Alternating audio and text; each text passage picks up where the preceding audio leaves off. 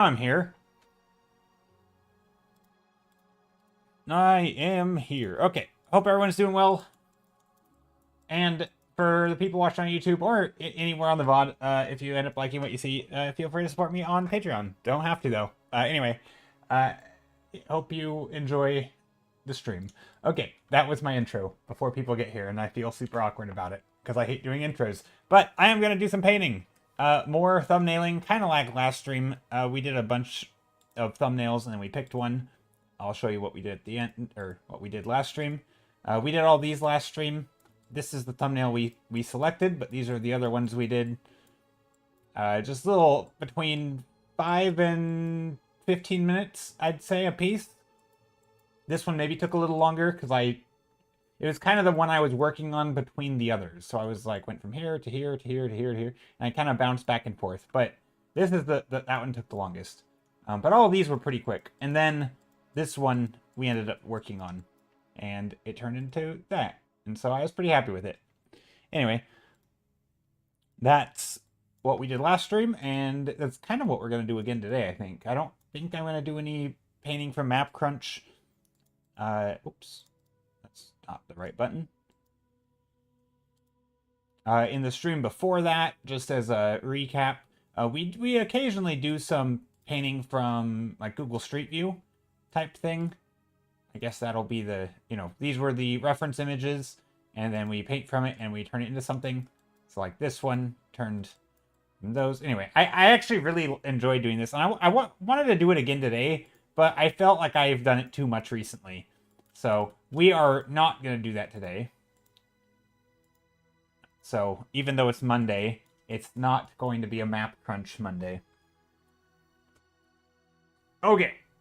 It's going to be a thumbnail Monday. That doesn't quite have the same ring to it. A mini sketch Monday. I don't know if that's not any better. Okay. Also, I have the webcam on now. Okay, let's see. I'm just gonna jump right in.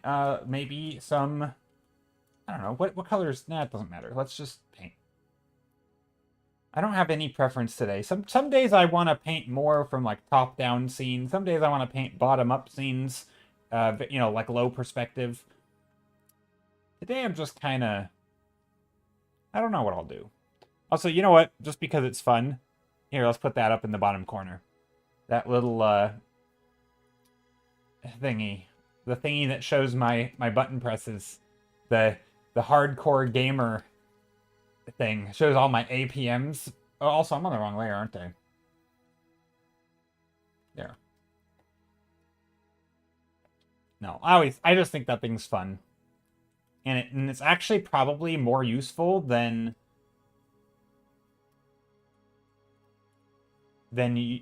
some people might think. At least I think it would be useful. If I saw some people using that. Oh, also that pink is really intense. But yeah, if I saw other people using that, I would be curious, because I think some people you would see very low APMs when they paint, because they're using like the inbuilt, like they're optimizing their brush use, and they're doing all that. I don't paint that way. I'm like a sloppy painter. I mash buttons, I change things constantly and fiddle with settings, and I'm like a little bit more chaotic, I feel like, when I paint. Happy weeks! Thanks for the hydrate. Hope you're doing well. And my tea might be too hot to drink right now. Yeah, it's too hot to drink. I could take a tiny tiny sip. Same, especially if I'm on the couch drawing. The chaotic method, or like button presses. Yeah. Like, I don't think of myself as having like good brush economy. Like because most of my brushes don't have so some brushes, just for the little brush lesson for those who care, a lot of brushes have pressure sensitivity on. So all brushes that I use have pressure sensitivity, right? So if I press lightly, they're light. If I press hard, they get darker. But notice how this brush. So light here, and then dark, right? All in one brush stroke. This brush doesn't get wider, right? It stays the same thickness throughout. Some brushes don't do that. Some brushes, if you press light, they'll stay light, and if you press hard, they get very, very fat, right? Because I don't use brushes like this, if I want to make some complex shape, right, and I need these little points in here, it's very hard for me to get that with this brush, for example, because it's never going to be a point. So I end up taking multiple strokes by shaving off the corners, and or I make my brush very tiny, right, and then I make it larger as I paint, and I kind of fill in that small corner, right, or that small edge. And so there's a lot of button presses in between to make my brush very tiny, and then to make it larger, right? And so there's just a lot of chaotic like button pressing before I can get a nice smooth shape, right? Sometimes, I mean, I have ways of doing it pretty quickly, like that, where if I know the shape of the stroke, I can sort of carve it off and do like 1 or 2 strokes. But anyway, that's kind of what I mean. So my strokes aren't super efficient typically, and part of that's because I don't use a brush that I can control that with a single swipe. Each stroke costs 0 to 6 money now. Yes, 0.06 monies. That's, yeah. No, I would be very poor. I mean, I am very poor. I would be much more poor if I wouldn't paint. If every brushstroke cost money, I would find something else to do with my time. Because I make way too many brushstrokes. There's those shorts. I saw one recently by, I know he likes to do it, the guy named Jake Don't Draw. He does like, you know, can I paint this portrait in 30 brushstrokes? That kind of thing. That's not typically how I would do it. Although, it's funny because in some ways I do like, I think in some ways I am efficient. It's amazing how you can get colors for free in digital art, right? Also, I'm undoing stuff right now. I don't know why. Typically, I think I'm kind of efficient in that like my paintings tend to come together pretty quick. My color stuff ends up making sense, and I get like a light and shadow pretty quickly. So in that sense, I think I'm somewhat efficient, but I definitely could be more efficient. But I don't know if it matters too much. Sorry, man, undo doesn't get you refunds. Dang. That sucks. No, I actually don't normally use undo that much because I'm very much like one layer painting and mostly, and so a lot of what I'm doing ends up just being painting over. Like if I don't like this corner here, I realize I'm undoing to show this. If I don't like this corner, I'll just paint over it with the color in the background, or take this new other color and reshape it here. And so I end up just painting over a lot of this stuff. Faded Fatima, hello! It's amazing how you can get colors. Oh, yes, it is. Digital art has all of the colors for free. And actually, I think that's one of the things that makes it hard. I mean, kind of hard. You know what I mean. Like, I'm not going to get into the whole, which is more difficult. But it kind of, like, I think colors in digital are a nightmare. Because you have every color. You know the whole, like, wisdom for traditional painting, which is like, you know, stick to a limited color palette. Don't try to buy every color of paint tube. Well, digital, you have every color of paint tube, right?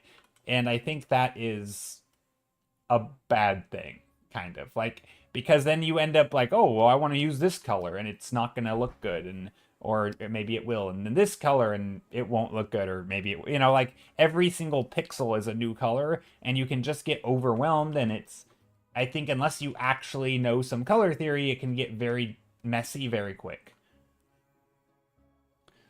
Eric Malachite. Is that how you say? Malachite. For comics, you try only to have as many layers as I need. Yeah, I think for comics or anything that has like an actual workflow where you're doing it from day in and day out, I think having layers and being tidy and organized, that's probably smart, right? There's probably good reasons to do all that. I'm just kind of doing like the preliminary sketches where I don't really even have a plan. And so I don't mind if it's messy and chaotic and not on one layer and I have to go back and change things. That's okay. Also, I don't know what I'm doing here. I'm just making a shape. I'm gonna color dodge the middle here and see if I can't get like a super bright light just shining in. Maybe like a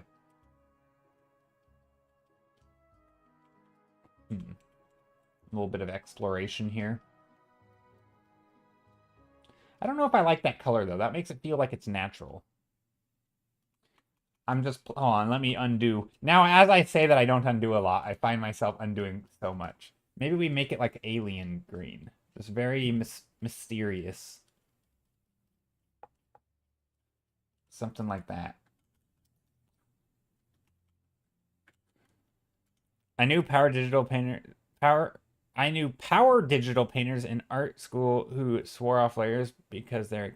I mean, I don't think layers are... I mean, I'm sure they could be. I think any tool could end up being a crutch, but I feel like layers less so. I just think... To me, I think a lot of times layers end up being like...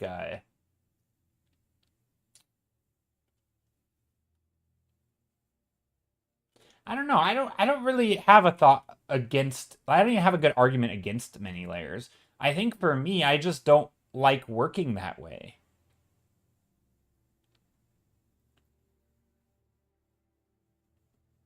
I mean, I know it's quite common that people... Yeah, for me it makes it feel less like painting and more... I don't know, I think for me I associate multiple layers or having lots of layers and like tidy layers, I should say, because I actually do make a lot of layers, but my layers are completely worthless. So like, I don't know if you can see over here, but I'm just like making new layers like crazy, and I can just every time I hit Control N, it makes a new layer. I don't use my layers though. Like if I have 20 blank layers, that's no different than me having one layer. Like I don't notice. Some people actually do use a lot of layers and they have a very tidy process. And I don't think that's bad. My only issue with that is for the most of the time that I spend painting, I'm not in a tidy phase, right?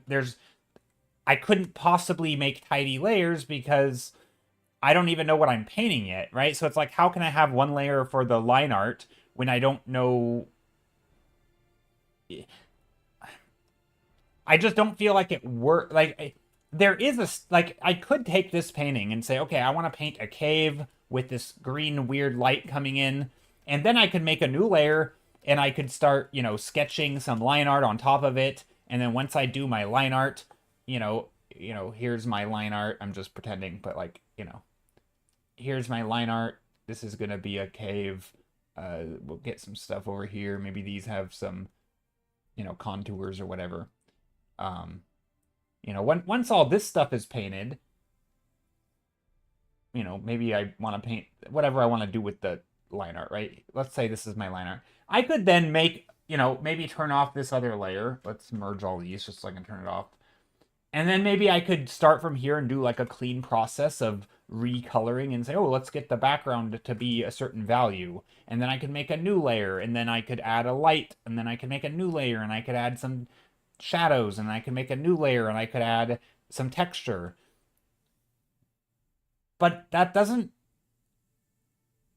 I don't see the point in that unless I'm doing it for a reason, like I want to separate the foreground, midground, background. Like, sometimes I think that's necessary, but I also don't normally do that, especially on stream. Like, I'm just coming up with stuff, Hello! Hello on YouTube. I hope you're doing well today. Hello, have a nice stream. Thank you. Somebody should have redeemed Rant respectfully. Yeah, probably. But yeah, I actually do think that there is benefit to using one layer, and I think it allows you to be a little more free, and it allows you to, like, paint. If you make a mistake or don't like something that you're doing, right, you can paint over it and... Oh, I don't like that brush I'm using. But, like, you can paint over it, and and maybe it does make you a little more deliberate. Oh, did that not work? I don't think that worked. Why didn't that work? Hold on, that didn't work. Oh, I didn't connect. Oh no.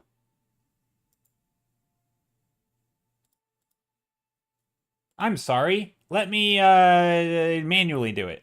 There. There we go. I'm ranting now. But yeah, no, I think what was I saying? Something about layers, and for me it feels more organic to sketch just freely without having to think about stuff. And making new layers can sort of interrupt that a little bit in some ways. At least for me. But I don't think it inherently interrupts it. I don't know. It's just preference. More deliberate. I mean, I don't even know if that's true. Like, I wanted to say that, but that's just, I think, me coping. I don't think it's more deliberate. I mean, it might over time where you learn to, like, I think what it does is make you more reactive in a way where you're kind of going with the flow more and you're not trying to think I mean, I think it does a little bit of both, right? I think it in on one hand it's more permanent, right? So you do think forward and ahead a little bit, which maybe you don't do ever. I don't know. I most people probably do some. But on the other hand, it also makes it so if you make a bad line, you just kind of go with it, right? You sort of happy accident your way in because you're not trying to make everything super duper perfect because you're not undoing necessarily and everything's on the wrong layer and right like so it's if you make a shape and you're like, oh well, how can I use this, right? And you're like, okay, well maybe I carve out the shape here instead of thinking, ooh, I want to remake this shape exactly the way that I want. Maybe I'm not sure, and so there's more. I feel like it gives me some room for exploration. Instead of trying to make everything perfect, I can sort of try things out and put it on the canvas and not really worry about if it's the right thing because so I think it does a little bit of both. Like I don't think I'm a super like precise painter by any means, and I think a permanent tool like, pen and paper would probably make me a more precise painter because I would have to think forward a bit more. With digital, I don't really have to think forward because I can undo or I can just paint over infinitely, right? If I put a color I don't like, that's fine. I can just put a different color on top, right? And if I don't like that color, I can put a different color. And I can keep doing that until I get a color that I'm happy with. And so in some ways, I don't think it makes me a more precise painter. I don't think it forces me to think ahead, but it does allow me to react and to be more comfortable with making mistakes and not being precious about what I do because I know that I can just, I can paint over. I've had to paint over my mistakes thousands of times, right? So it's not like a bad line is going to ruin my painting. And I like that it doesn't have to be planned out. So I think it's tempting to say that it makes you, because you're painting on one layer and it feels more permanent. There is tempting to say that it makes you more like forward thinking, but I don't think it does. It in some ways it's the opposite. I put a shape down, I'm saying, what can I do with this shape? And then I react and I change it and I blob it into something different. And I say, okay, well, what if the shape came down here and now maybe I don't like that, and so I change it. But I like that. I like, especially in this stage of the painting, right? Is this the best way to work in the late stage of a painting once you've thumbnailed out your idea and it's maybe for a client? No, probably not, because you do need probably a little bit more direction and intentionality behind it.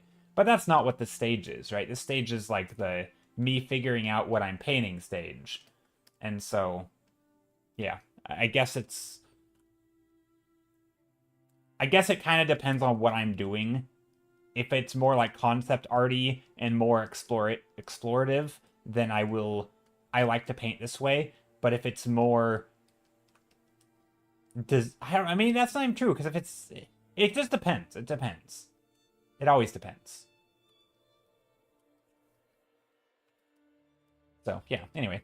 Thanks for coming to my TED Talk. All right, back to back to art.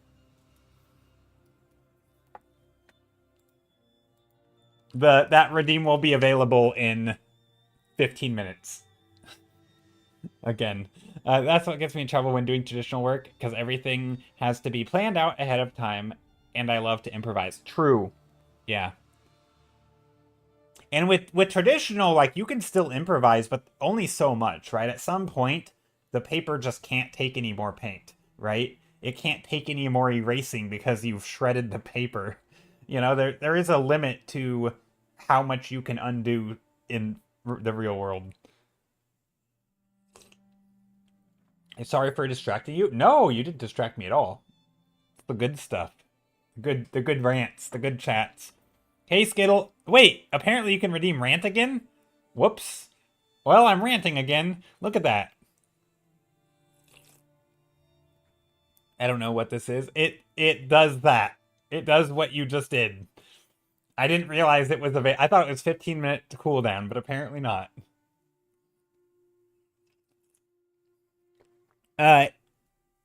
Skittle, you said I hope it's going well. It is going well. It is going very well. I am just doodling.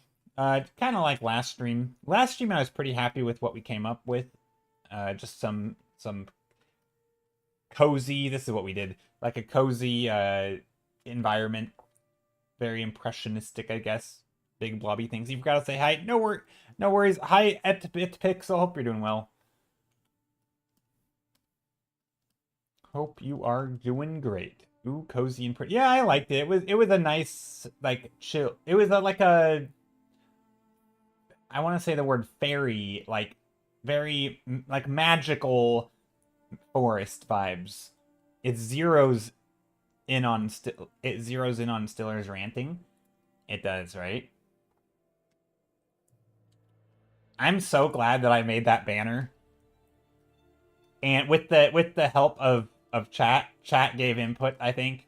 I know Casey Snow was here that stream, and some people encouraged me to keep it the way it was. It does let you redeem with no cooldown. Oh no. I think, you know what, Skittle? I think I was testing it because it wasn't working. And then so I removed the cooldown so I could test it, and then I forgot to add the cooldown back. You just noticed Jed? Yeah, I painted over it.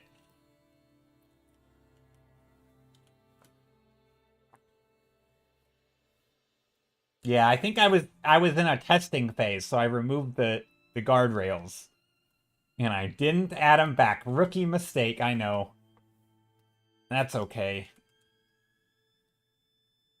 We'll just roll with it.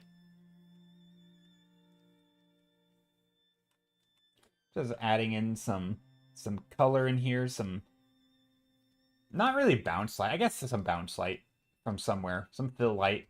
Filling up those shadows with a color. I don't know where that light is coming from. Flamingo check, thanks. I think I was already sitting up pretty straight. Also, my webcam is going like, it's kind of flickering. I don't know what's going on with it. Why is it?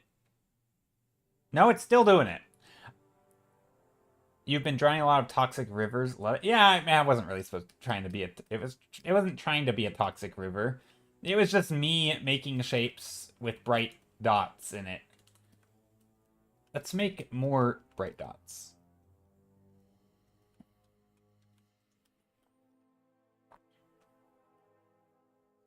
Some sort of lava river. Maybe.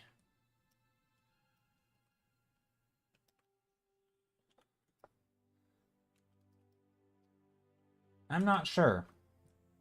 Kind of has that lava river vibe. Could do something like that where we are looking more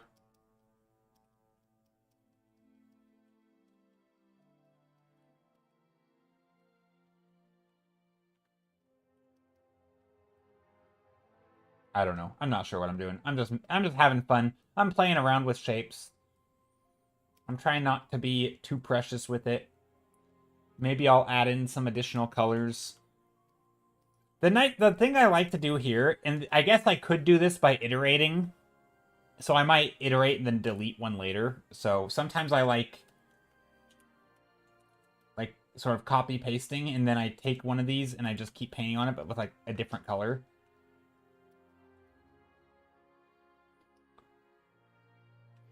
With little arches, it reminds me of an underground gothic crypt or something. True, I could see that.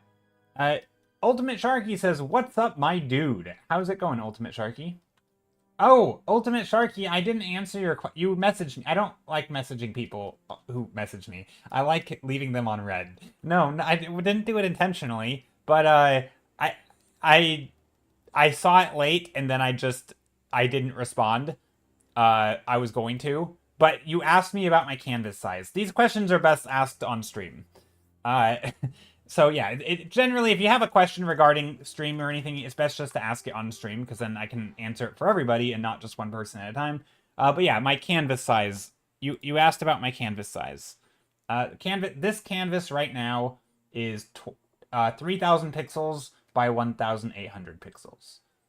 Each little square is, and this changes. I'm not. I don't. They aren't this size for any reason. Well, the ratio is kind of the size for a reason, but that's because I print on 4x6 inch little postcard thingies, and this is the dimensions. But the pixel size is irrelevant because I change that after every painting pretty much. That's 830 by 530. So, but like this one, for example, whoops, this painting is 4,000 by 2,500, right? And if I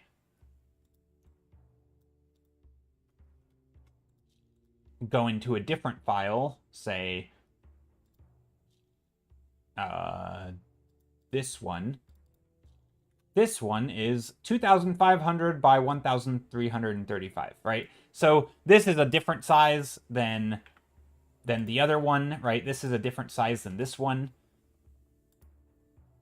So yeah, it's not the same. It changes.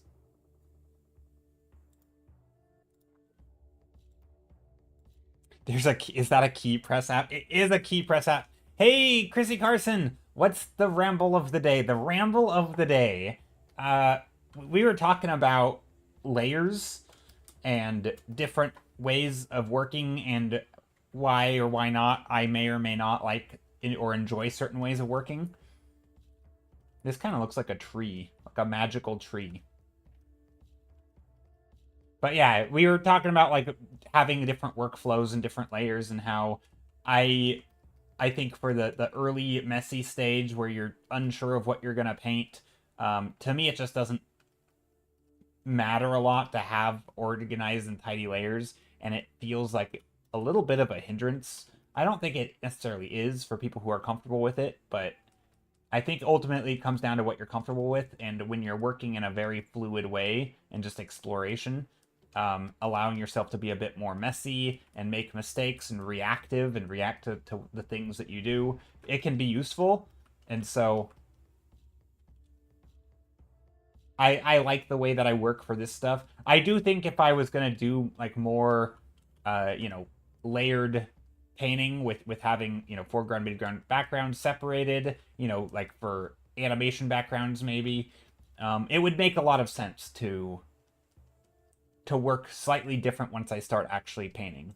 But in this stage where I'm just like experimenting, I think it makes a lot of sense to just jump in. Can you quickly go over your keybinds so that we can see on screen, please? Yeah, they're not that. Yeah, I can. Yeah, I did this last stream, I think, but I can do it again. So I use new layer, so Control N. That's the farthest away key that I press. Technically, I have L. That's the farthest away key, but that's for lasso tool, and I don't have to. My hands can't reach Control L like Skittles can because he has ginormous hands apparently. But Control N is the for me to make a new layer. L is lasso tool, and then on this side, the A and the S are the brush size up and brush size down. So this is up, that's down. So if I want to make my brush bigger, I tap S, and if I want to make it smaller, I tap A, and it makes it very tiny. And then E is erase, which I actually don't use that often. This is rotate. R is rotate my canvas, but it's also things like if I have a selection, it's also like, oh, here, you guys can't see that, can you? Yeah, you can't see that. 1 second. Maybe you can. Yeah, this. So this is things like changing a selection. So I'll use hotkeys for so Alt E A S, which is rotate, or there was nothing to rotate, so let me merge them. Alt EAS, and then that's rotate, and then I can use the rotation. But yeah, this is like rotate the canvas. What else? T is smudge. Control, whatever I just did, Alt Control Z, that's undo. Control Z is redo, I think. I think that's default from Clip Studio, so it's a little backwards. Yeah. So Control Z is redo, Control Alt Z is a little clunky, but I try not to press it too much, so. Let's see. B, I said brush. D is... Do I use D?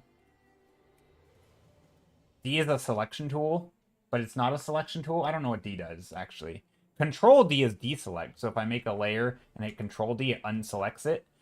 Control Shift D is the select inverse, right? So those 3 buttons select the inverse of the thing that I'm painting. What else? I think that's it. I don't really use that many hotkeys. My hotkeys are pretty limited. They're the main things that I do press are A and S. Well, some of them I have on here, like D. I realize I don't really ever press it. Like W is the wand tool. I never press that. If I want to use the wand, I would probably come up here and manually select it. Same with like the paint bucket. I couldn't tell you what the paint bucket tool is. I've never used the hotkey for that. Some tools I'll just manually press. And if I use them enough, I'll try and learn what the hotkey is, but mostly I don't. Yeah.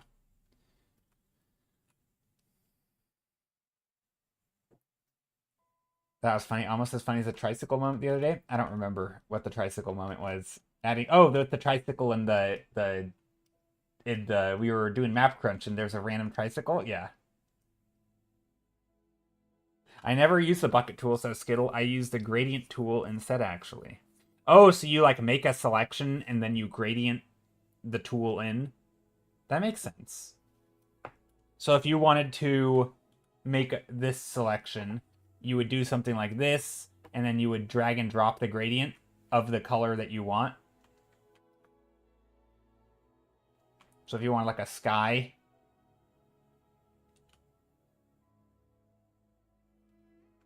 So like a sky that gets lighter down below, you might do that.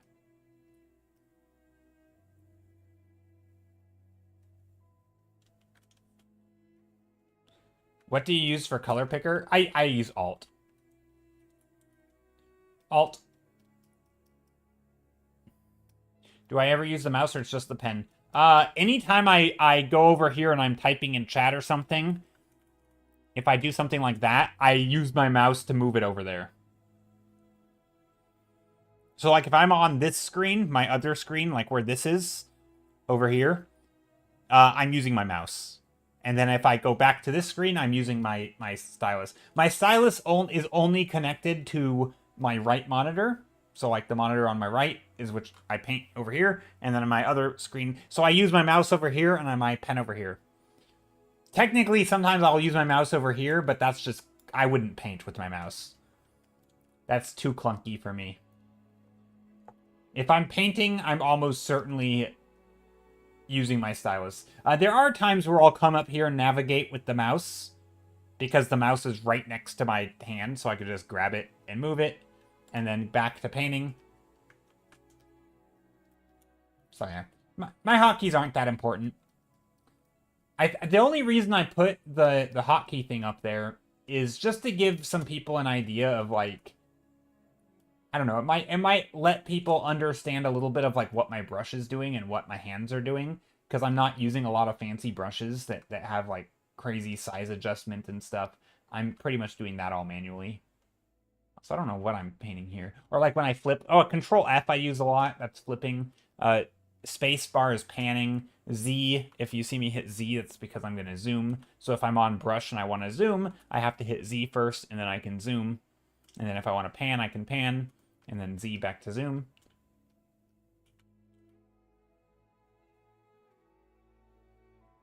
You ever thought about doing a course or a book on fantasy art? Because your work is fab. Oh.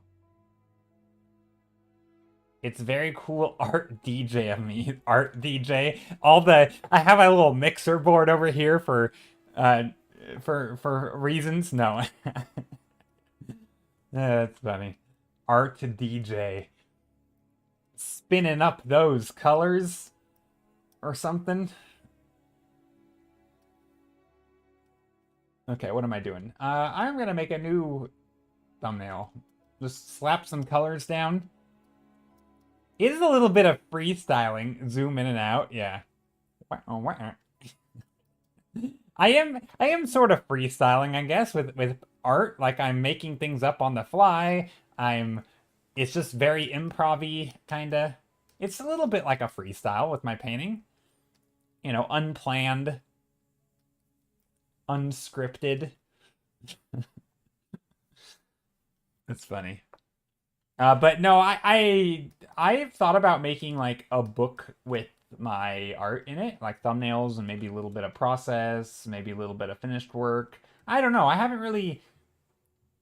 I'm too indecisive on what kind. Also, like, there's a lot of work that goes into formatting and editing all the images. Like, I have a lot of work. Don't get me wrong. I have a ton of work that I could make into it like a mini book or a zine or something. But it's also a ton of work and skills that I don't really have right now, so I'd have to like put a ton of time into learning how to use, like, which programs to use, how to use different programs to compile a book. There's just a lot of steps involved that I'm not familiar with, and honestly doesn't sound very exciting. Which, you know, I should probably still do it, but I haven't.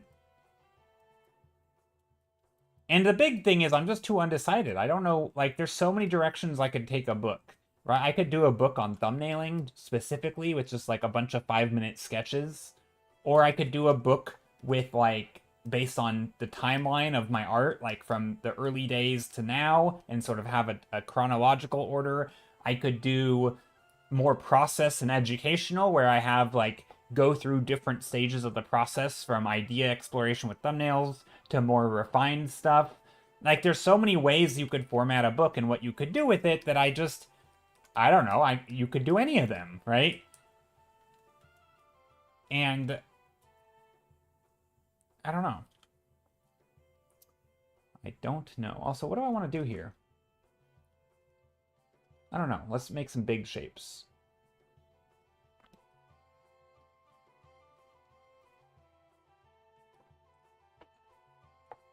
Like, my real enjoyment, or my real love when it comes to painting is the live stuff, right? It's painting live, painting just with people here, talking to people live. I don't know, the like the making courses or making books and making everything all, like, maybe if someone like came to me and is like, I'll do the editing, you know, like, I'll make your book for you, just give me the files and I'll take a cut or something. Like, I don't know, maybe, like, if someone wanted that to be a thing. The problem is I can't, like, you know, how would that work? Because I can't, like, just pay someone a bunch of money to like edit my book for me, because I wouldn't, you know, like I wouldn't be able to recoup that cost, right? So I don't know how it would work, because it's just a ton of time and effort that I don't want to put into like learning the programs and going through that process, because I've never done it. And so it's a lot. So I don't know when it'll get done. I think it'll get done eventually. I think eventually I will make a book.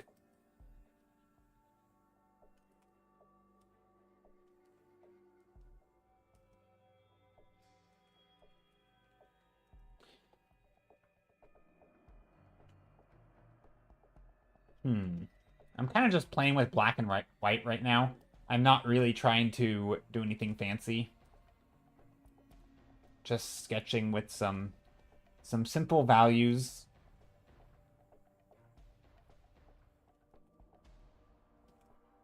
I guess I'm kind of making them slightly less simple as I talk.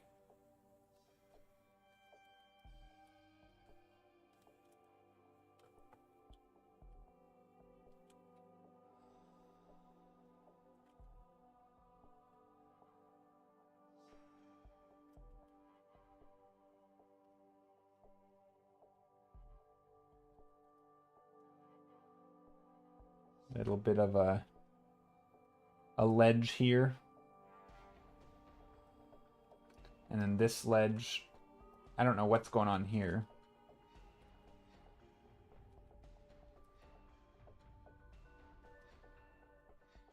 Also, I don't know what's going on with the music either, but that's okay.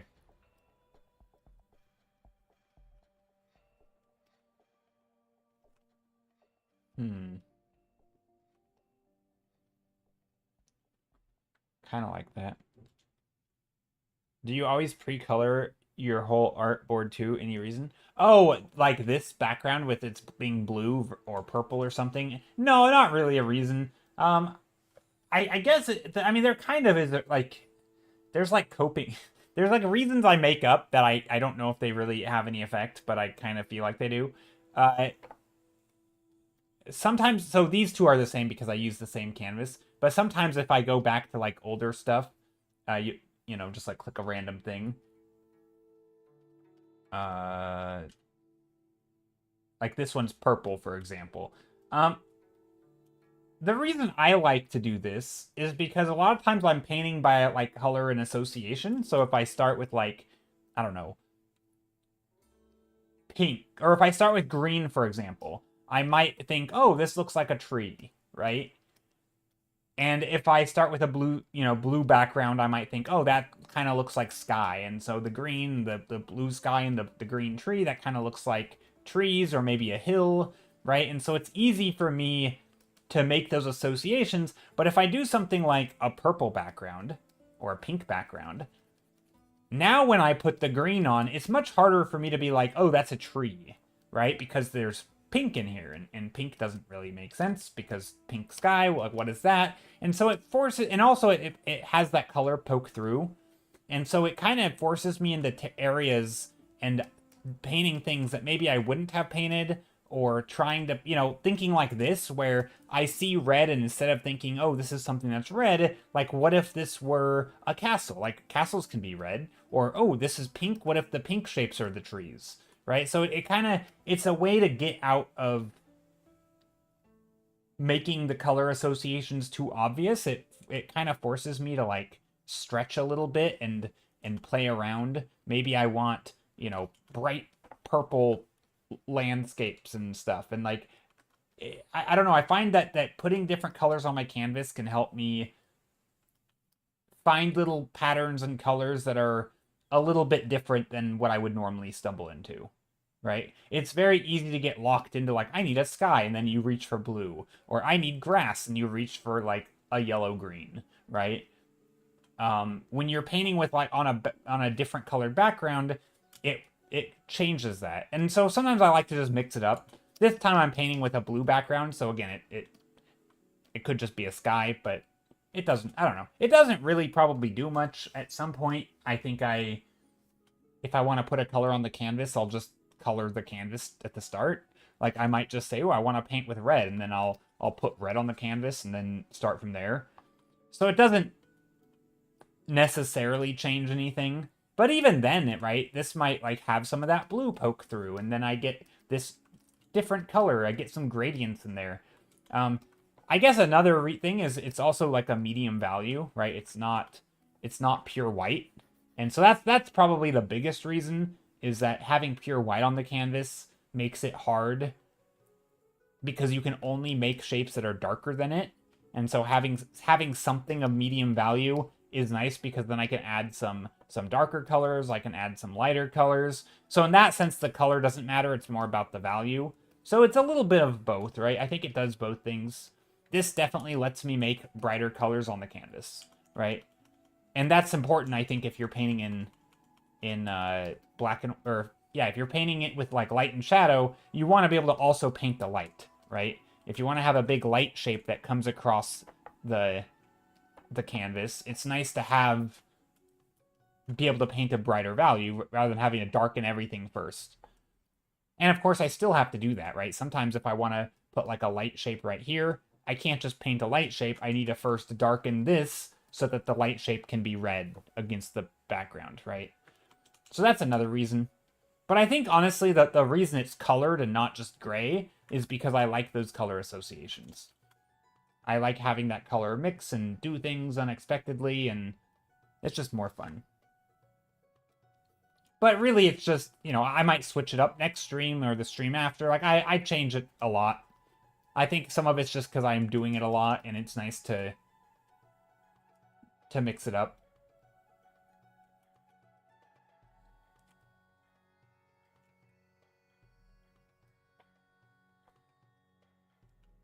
Yeah.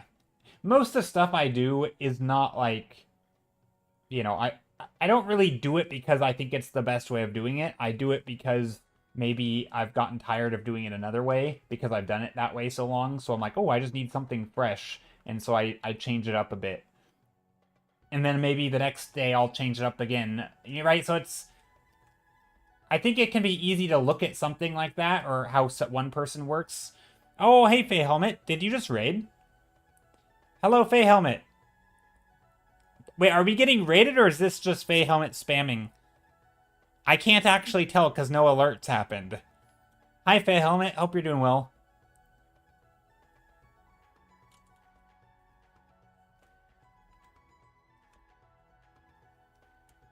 But yeah, sometimes I think it's easy to look at it how one artist works and be like, why are they doing that? They must be doing it because it's important, right? And sometimes it's not important. It's just like they're doing it for fun. And that's kind of how I am. I wish I slept too much and couldn't stream. Gotcha. No worries. Well, hello. Hope you're doing well.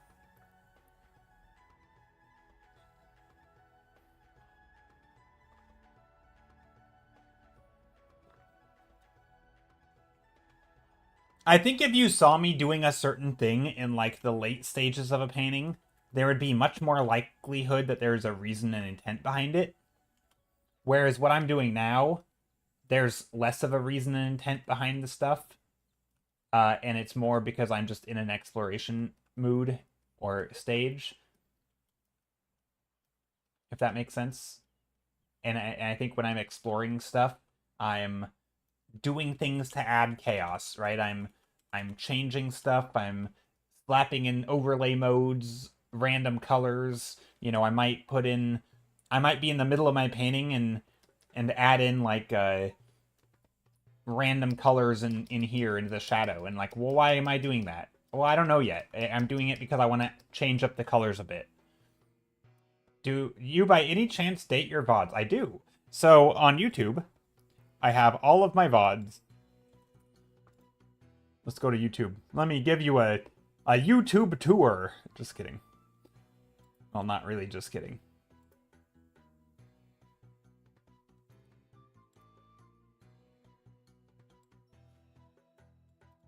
I'm not very good at putting the right thumbnails. But yeah, so here I have all the VODs have the date. So that was the 28th, that was the 26th, the 21st. Actually, there's probably a day in there because this was the 21st. So this was probably like the 24th. See, this one I didn't label correct. Oh, you can't see. Maybe you can see. I don't know. Yeah, you can see. So like this one I probably didn't label properly. This one is labeled properly. This is the 19th, 16th, 14th, 12th, 9th, 7th, 5th, right? But sometimes I goof up the numbering. But yeah, they're all there. And so if you see a thumbnail that's like, oh, this painting, and then this is probably the painting that I painted that day. So if you want to see me work on this painting, then you click that VOD. So yeah, all the VODs are there. Not all of them, but like back through when I started putting them here. And sometimes, like, I got lazy. Like, I'm pretty sure I didn't paint this thing for 3 days in a row. I think I just forgot to change the thumbnails. And it copy the thumbnail from the last stream that I changed it. So I have to change the thumbnail every day. But yeah, no, this was fun. So yeah, lots of stuff. Lots of thumbnails there. And yeah, they all have the dates. This is like, you know, February 2025. Wait, was that really? Have we been doing this for that long? Dang. Yeah, we have a lot of I didn't realize I've been doing the VODs here for this long. Anyway.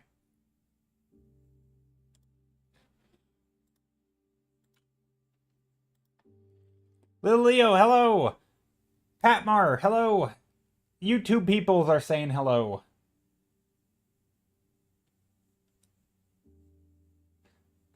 So nice to see a sincere dang. What do you mean? What is an insincere dang? Anyway, I hope you're doing well. Did I say dang? I don't even know. Maybe I did. That's funny.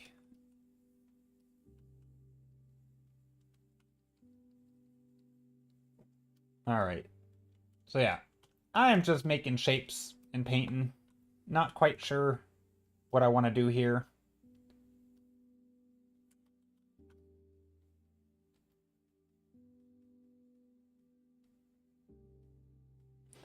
Just like realizing, well, so I've been streaming a lot longer than that, but I haven't been streaming and adding the VODs on YouTube for that long.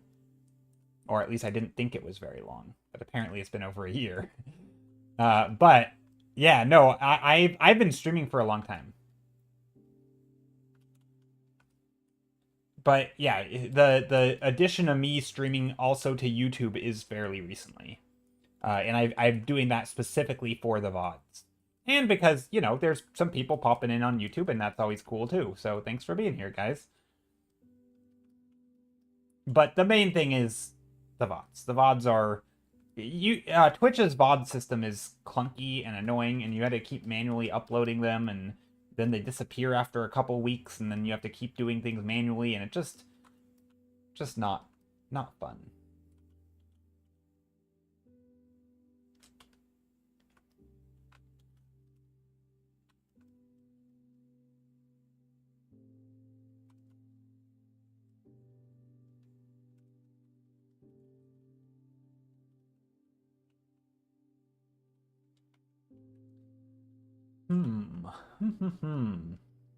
Sorry, I'm deep in thought, trying to figure out what I want to do here.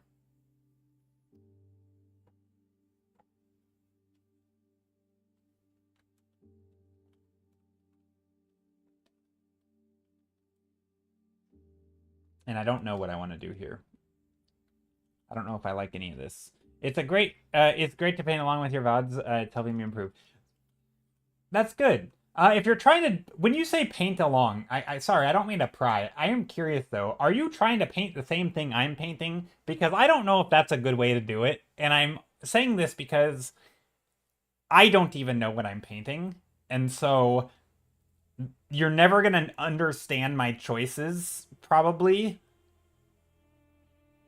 Right? Like, the way that I'm painting it, because it's very improv-y, right? There's like a lot of reacting to myself. And so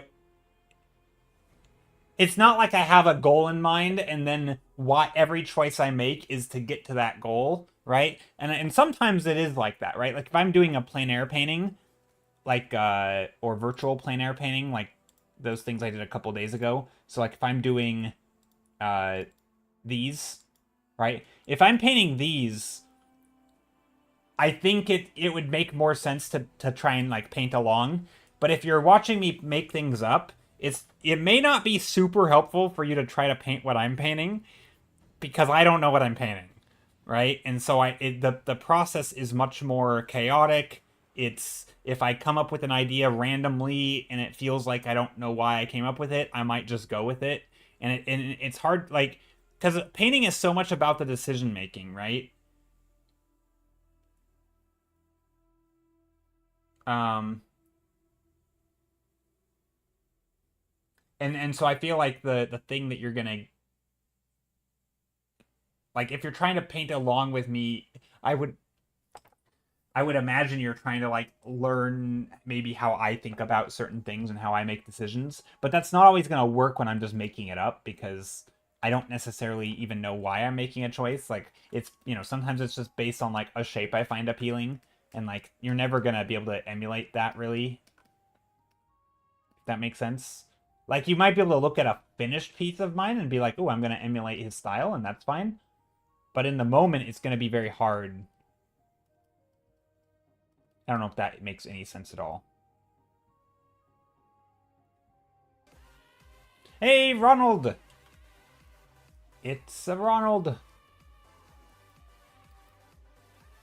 Welcome in, Raiders. Hello, Ron. How are you? Ron, how's it going? How's your day? Juxtaposed. Hey, my bud. How's it going, Juxtaposed? Welcome in, Ron. How's the stream? What were you working on? Share with the class. It's not a class. There's no classes here. But Ron, would you like to share what you were doing? Okay, I don't know what I'm doing. Speaking of sharing what you're doing, what am I doing? I am painting stuff, and I'm not sure what. We'll have some big old backdrop here.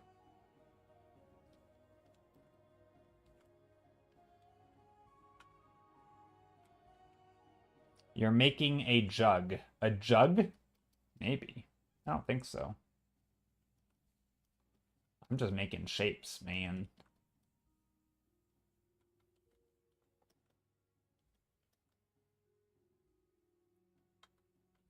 It looks like you're making a pitcher. It does kind of look like a pitcher, doesn't it? This is like the thing. This is the spout of the pitcher up here. Then the water comes out. Something like that. Or kettle, maybe. Absolutely is clasps. Yeah, totally class. World builders are here. Yes, Siren, how's it going? Ronald, what were you working on? Ooh, we got some art tags. Hold on. Hold the phone. Look at it. Okay, if you guys don't know Ronald's work, what is wrong with you? Ronald is great. Ronald does a lot of world building. Yeah, just lots of world building, creature design, anything and everything that fits into a world from cities to characters to creatures to landscapes to individual plants, I think. But also entire like storylines and story arcs and events and stuff that happens, and then he sketches it all, and there's like a game that he plays that is associated with like like live, not live action, but like role, kind of like role play kind of thing, like not what's the word, like making it up as you go kind of game where like the world is shaped by the events that are happening during the game, that kind of thing. uh yeah, this is awesome. Platy yak. It's a platypus and a yak. I love that. Plat yak. Is it platy yak or plat yak? I don't know, it could be both. I like platy yak though. Bloom span, so it's from like a probably a flowering thing. I like the colors, that's fun. It's an herbivore. Is it toxic? Like, aren't platypuses like quite venomous? I think they're venomous.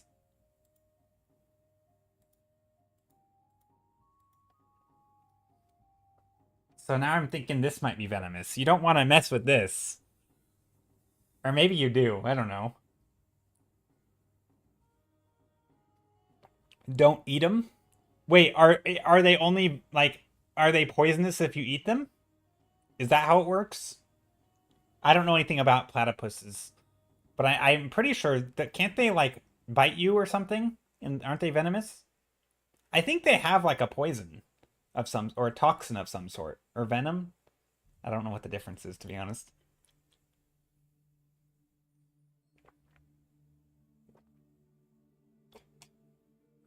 As I said, I'm taking my 308 out if I ever see one IRL.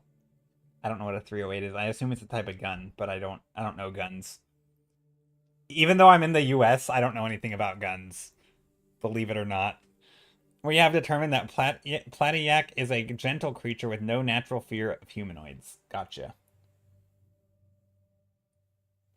I mean, it's 10 feet tall. I'm pretty sure it shouldn't have a fear of humans.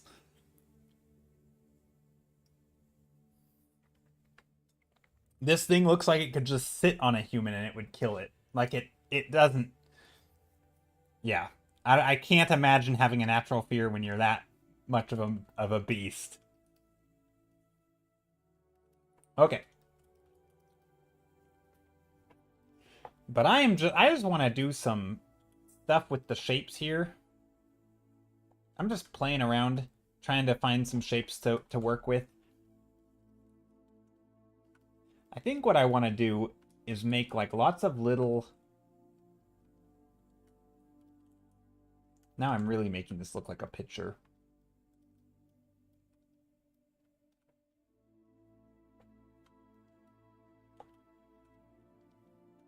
I'm trying to make like windswept shapes in here.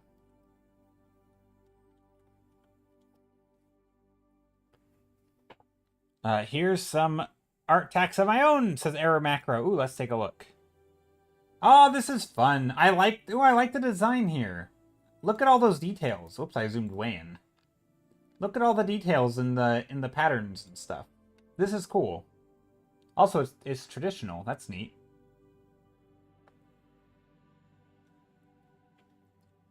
I like this. Very cool.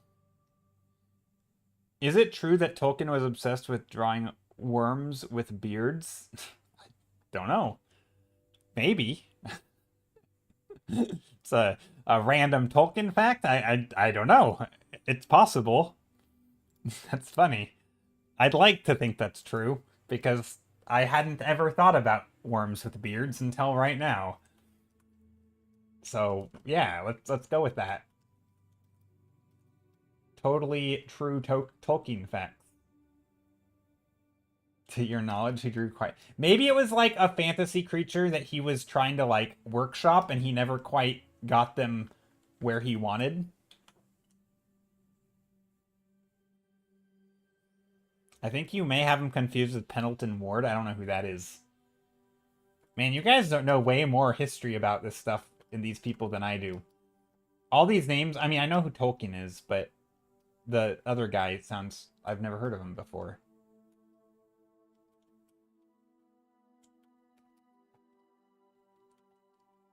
So yeah, right now I'm just kind of coming in here and trying to make some shapes and play around with the, I guess, composition. Playing around with composition a bit. Making some fluid shapes. Could be trees. Could be windswept, like, weird land formations.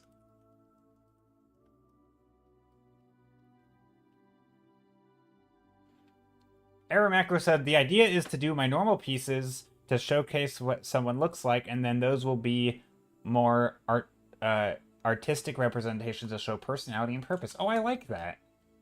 That's a fun way to do it.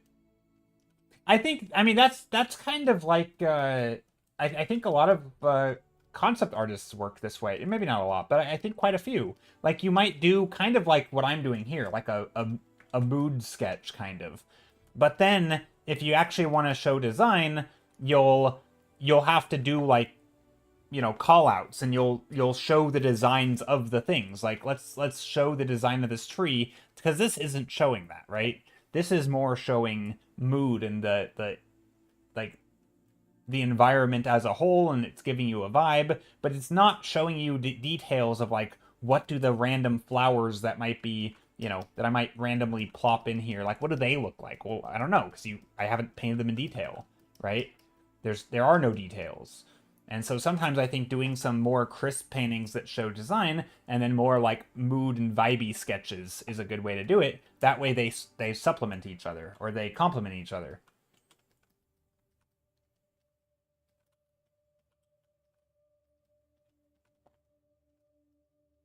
And I think it's a nice process to do like a ping pong type thing where you start with the vibe sketch and then you flesh out some details.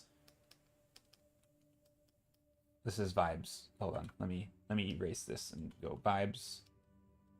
And then you go back to vibes again, but this time it's going to change because as the details change, maybe so does the vibes a little bit, and then you kind of go back to details. So you sort of do like, you know, this might be the very first vibe sketch, and then you say, oh, now I've realized I want this big old tree that grows out of lava. And so as you start designing this lava tree, it's going to change a little bit, right? And then you figure out the details, and then you go back to the vibes, and then you say, okay, well, now I need to make this tree a little bit more droopy because I've decided in my design that that's what it's going to be. And so you kind of do this like back and forth thing where you start out with just like the mood. I should say mood sketch, but I like the word vibes.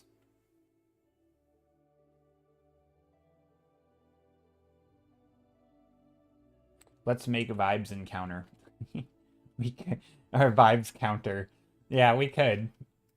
I mean, I should probably just use the word mood, but some people probably cringe a little bit when they hear me say vibes, but you know what? That's what it is. Or painting on vibes over here. No, not really. Maybe I shouldn't use that word because some people think that it means like I'm just feeling it and I don't really know what I'm doing.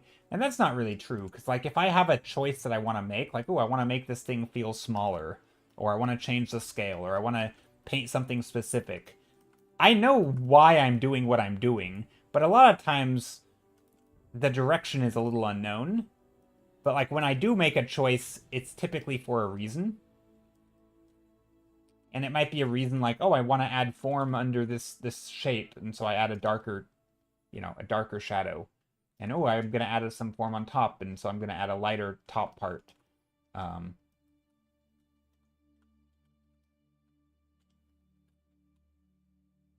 Ron, I see, kind of starts with the details of what's there. Yeah, yeah, so I think you can go either direction. Sometimes you have... Yeah, I mean, I think most people probably jump back and forth a little bit. Right? I think sometimes you might have like maybe you have a flower in mind, and you want to start by sketching out a detail because you know, maybe it's like a Venus flytrap type thing, and you have some sort of idea of how it's gonna look, right? And so you're trying to work out some of the mechanisms or something, and you don't really know what it's gonna look like, but you're like, okay, maybe it's something like this. So it's a little, you're kind of working out details maybe, and you know it's gonna have these spiny things. This is the plant. I don't know. And like maybe you know a little bit of it, but you don't really know the whole thing. It might make sense to start with some details, but then you go back and you're like, you know what? Let's do some gesture scale, or like, or I guess we can put it in context of like a character art, right? Maybe you have some character and you want to start sketching out like a T pose, right? And just doing the design. But then at some point you're like, you know what? This character isn't going to read as, say, an old man unless he also looks like an old man. So then you start doing like a gesture of an old hunched over person with the design that you just did. And so you kind of jump back between like something that's a little bit more expressive and something that shows the, you know, and I think eventually you get to a place that does both, or does whatever you want it to do the best it can.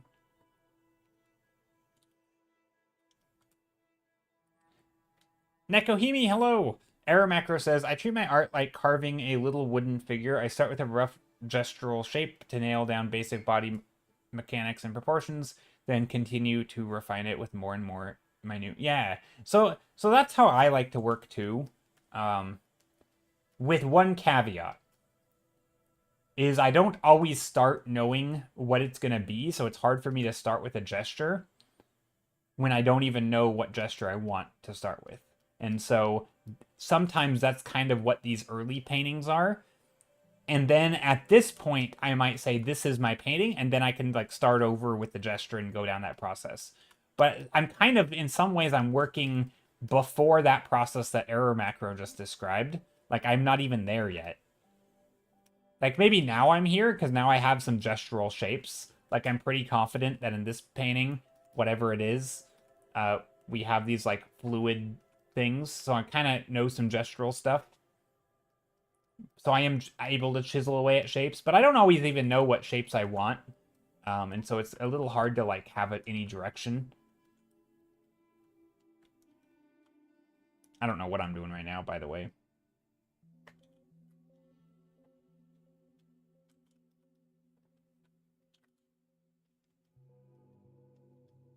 I feel like I need more of a foreground here. I'm painting very slow today, also. I think last stream I was like cruising. I did a whole bunch of paintings super quick. Actually, that's not true. I'm only an hour in. Is the general preference to work with references after sketch? For me, yeah, I think so. I like to work with references after I kind of have a direction in mind, so that then I can get references for things like form and structure and design if I need, like if I'm painting like a vehicle or something, or like architecture, and I have decided it's going to be medieval architecture, then I can go and get references. But I don't want to start with references of something if I don't know what I'm painting, because then I'm just going to be like sort of inclined to paint the thing that's in my reference, and like then it feels like I'm shopping for an idea instead of trying to build on my own sort of preferences. Like, I don't want to shop around for an idea. I want to explore and build and like iterate and sort of feel like I'm in control of that process as much as possible. Whereas if I'm like just doing a Google search for cool stuff on Pinterest, I don't feel like I'm the one.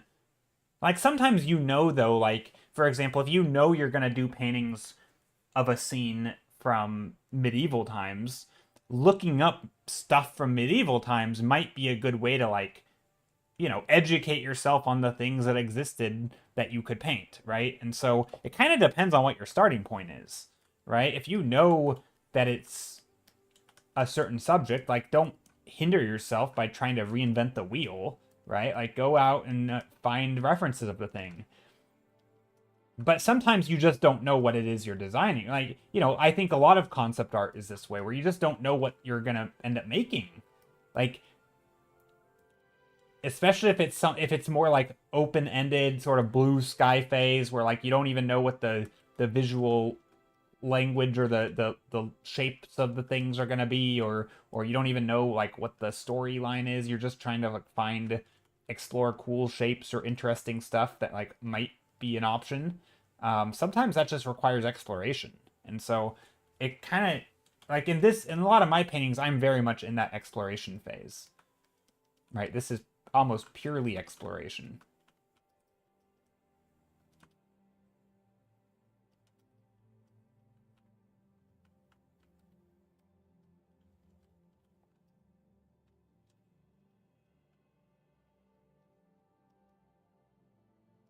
But like maybe I am aware of things like windswept rocks and stuff. And so maybe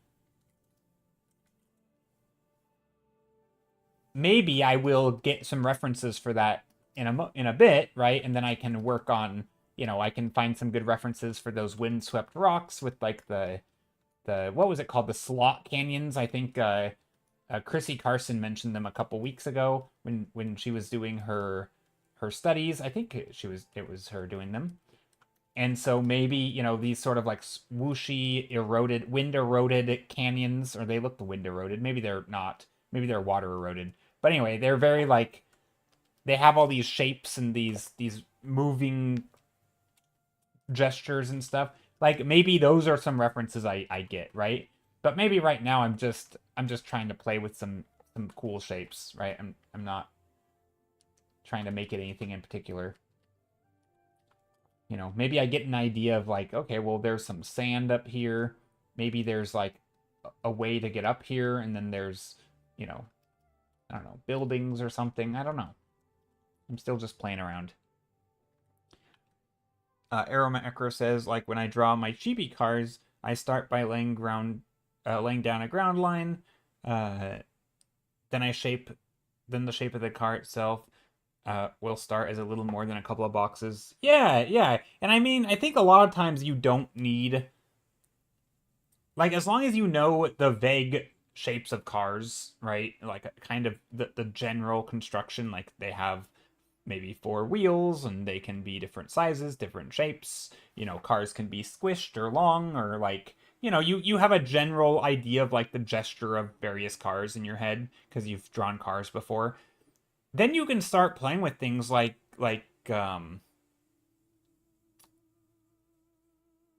mean, it's still good to have references, but like maybe you know you wanted a car that looks like it's skidding to a stop, and you know maybe as things run they have momentum, and so they you know maybe the car has like this shape kind of where it's like it's sort of it almost looks like it's gonna lean over, you know, and so the front of the car is like leaning over its body weight or something, right? And so maybe you have a car, you know, kind of shaped like that, where it almost looks like it's constantly speeding forward and like it's leaning into itself.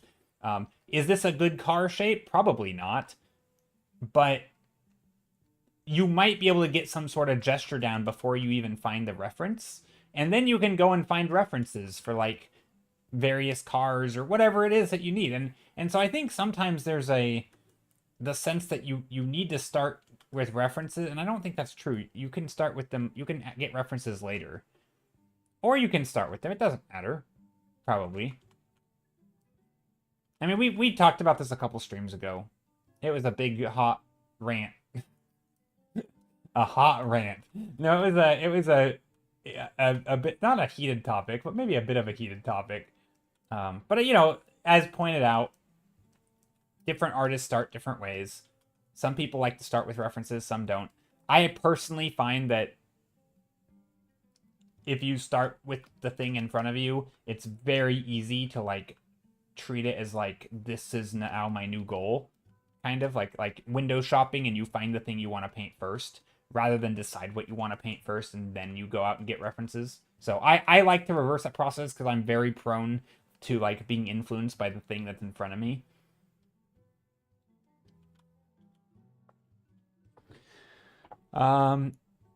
Then some magic happens and a few hours later you end up with something like this. Ooh, this is cool. This is neat. I like it a lot. Very nice truck. That was your dad's birthday gift, by the way. Oh, this is cool. Very nicely done. I assume your dad likes trucks, because if he didn't, this would be a very weird present for him. No, this is very nicely done. Awesome work. Thank you for sharing.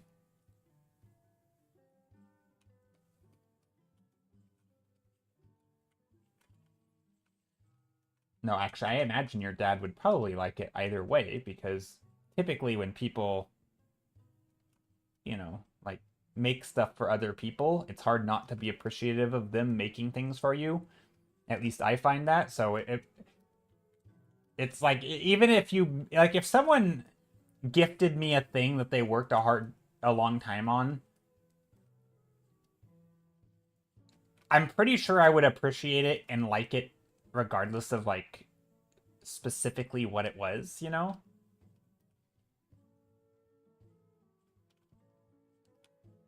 If that makes sense. I don't know. Are you guys like that? I'm pretty sure most people are like that. I don't think I'm alone.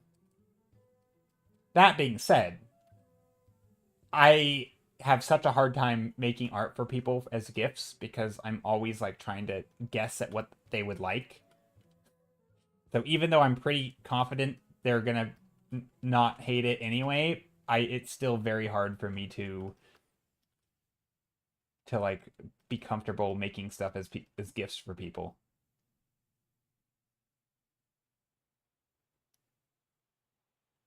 He's a GM truck guy specifically. Oh, gotcha. Know a lot of lovely people out there. You saying there are a lot of lovely. I think so. I think most people are generally good, lovely people.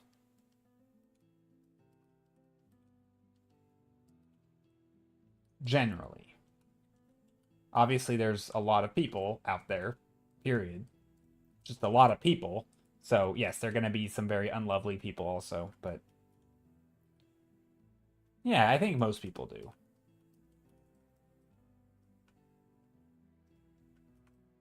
Okay, I'm just noodling. This painting is taking a long time.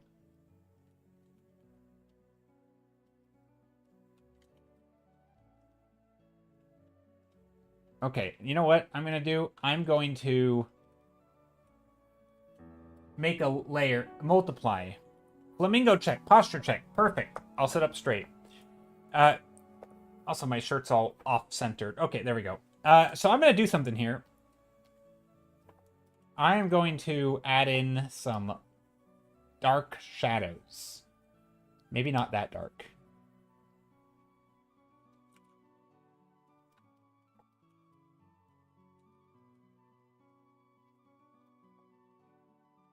And then we're going to have like a skylight shine down.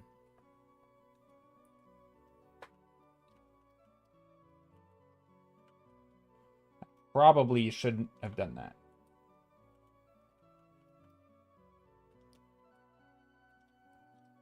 Side note, says Error Macro, I tend to be pretty particular about details on your chibi cars, or really any cars you draw. You like that Silverado is specifically based on a 2019 Silverado LT Trail. Boss, that's way more stuff about cars than I know. And most of the off-road oriented mods are based on real parts. The chassis rack is real. I don't even know what that is. The wide fenders are real. And oh, that's cool though. Yeah, I think that's the hallmark of a good designer, right? Is like when someone who knows about the subject looks at the thing and it's like, oh, I understand that. Like they did their research, right? I think that shows that like you care about the thing you're working on because you want to get those details right. I just think that's a good thing to do. So yeah, good job. I think that's cool.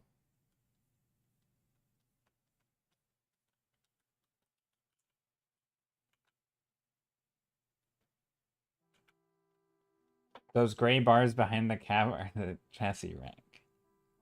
Let me look at it.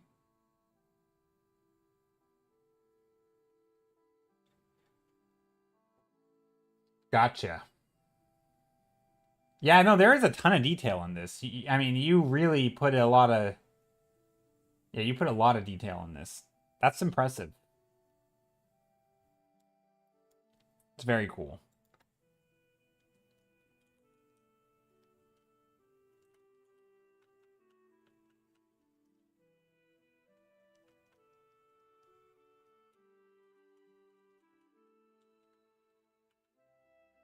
Okay, now what do I want to do with the light? The lighting can come in maybe just straight from above.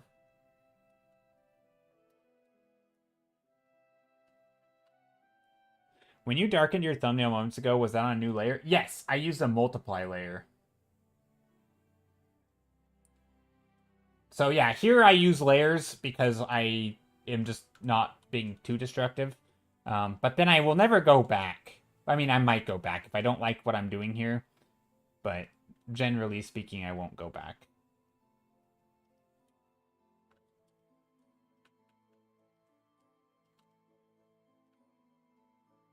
But like here, I'm experimenting and exploring. But yep, I do use layers for blending modes whenever I do blending modes. Almost always. I don't use like blending modes on brushes. I pretty much will always use them not on brushes and on layers. But I try to limit myself a little bit on the blending modes that I do use. Like right now, for example, now I'm on a normal layer. I made a new layer. It's a normal layer. And now I'm just painting again.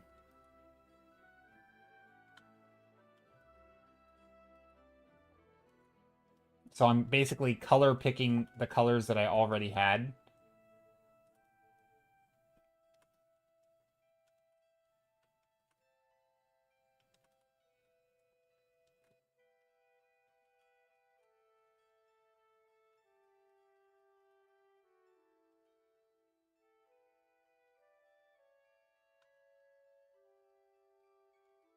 Bit of a tree thingy hanging down. I don't even know if this is a tree or a... I don't know what this is. Yeah, I'm not sure I'm liking what's going on here. Maybe I will do some erasing.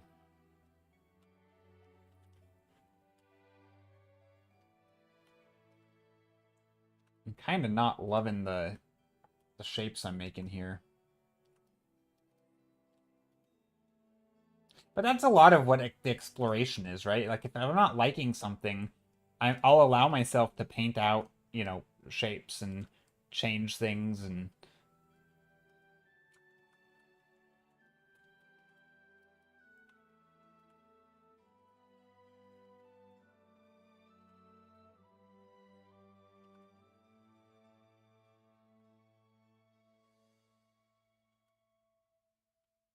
I'm kind of trying to make more interesting shapes that aren't...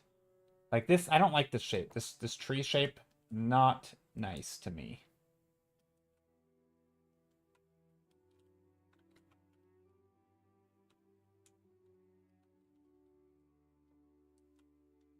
There, that's better. Even just like a little bit of a...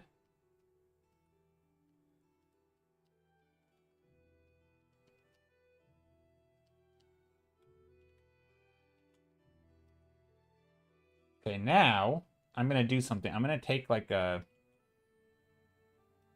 maybe a dark red.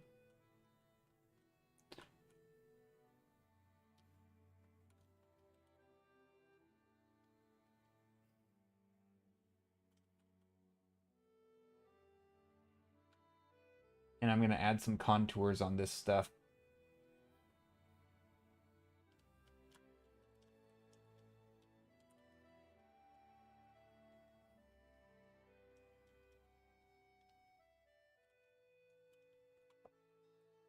Just needs a tricycle. Yes, totally. Arrow Macro says that I will admit I wasn't intended to have a black shadow on the plain white background. I was gonna have it sitting in the dirt with a blue sky and mountains behind it. Sadly, I had to rush to finish it because the morning of your dad's birthday dinner, there was a decision to push it up from dinner to lunch. Gotcha. So by the time I got up, you had maybe an hour and a half to get all the coloring done. Dang. Yeah, that's a rush, but it looks great. You did a good job. You cranked it out. You got what you needed to get done. And yeah, you killed it. Good job.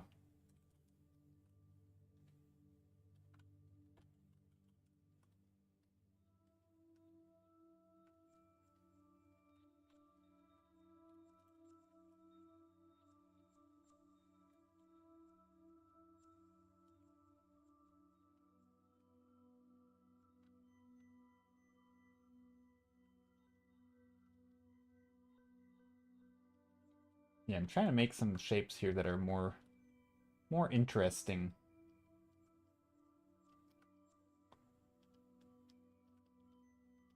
Some weird tree shapes and stuff. I don't know. Hey, Stoic, how's it going? Afternoon, Joe. Hope you're doing well. I am doing well, Stoic. I am doing well. Today's a nice day. Just kind of playing around, having a good time painting. You know, the usual. The thing I don't like about this is that I don't have any shapes coming towards us. Like, there's no shapes like this, right? This is something that I do a lot, where I'm just doing, like, horizontal shapes.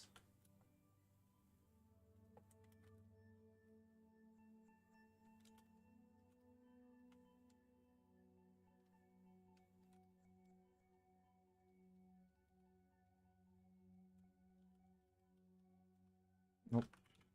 Maybe like that. Sometimes I just do, like, the horizontal shape, or shapes that, yeah, from left to right, or right to left, and that doesn't feel like we're going into the scene, you know? And I think sometimes it's important to remind yourself that, like, you can go into the scene as well, and not just left to right. So, like, here's us going into the scene. Not quite sure what the shape here is.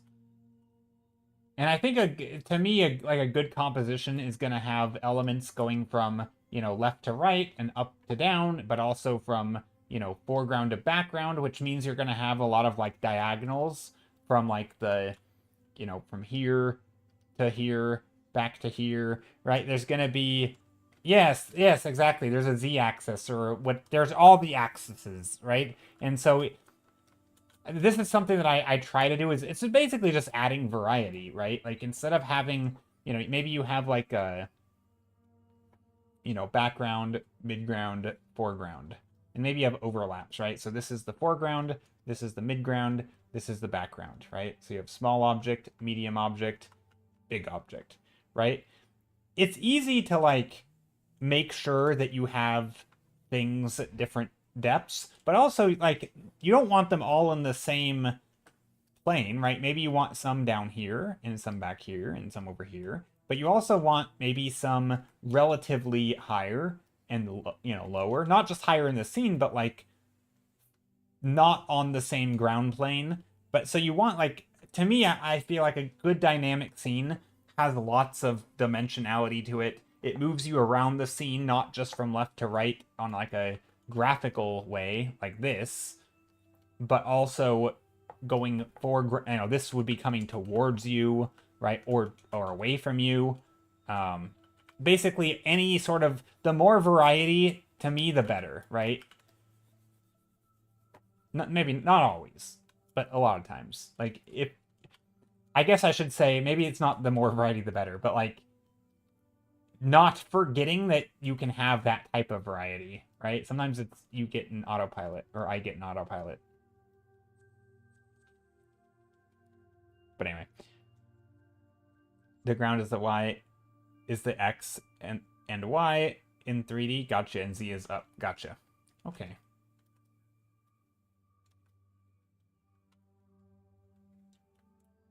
Yeah, I guess I mean this dimensionality, right? So like, not just, well, how do I word it? Because like, if I'm painting, because I don't think we're on the same page here. So like, I do paint from foreground to background, right? Like I often will have foreground, midground, background, but I won't have objects that span foreground to midground to background, right? So I will have objects like a tree in the background, or maybe not a tree, maybe a building here, right? Or, and maybe I want a bridge, right? Going here. It's in the background. This is how I draw bridges. Okay, totally. Here's a bridge, right? And maybe I want a big tree in the midground. And maybe I want even a bigger tree in the foreground, right?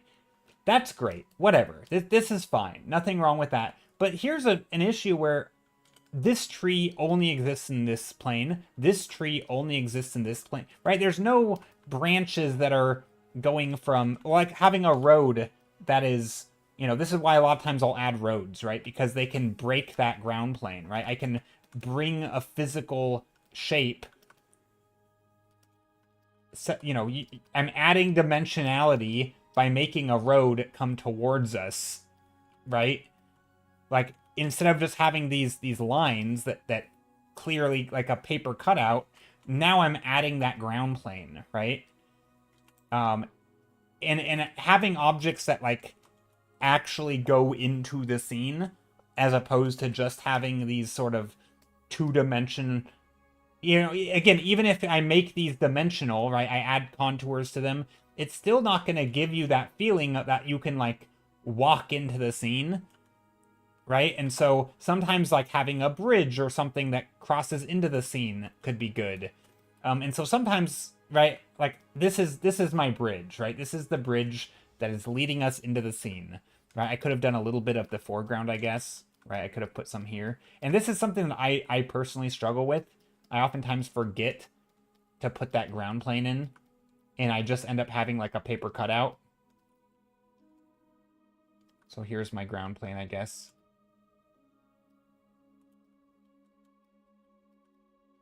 It just adds a little bit of depth, right?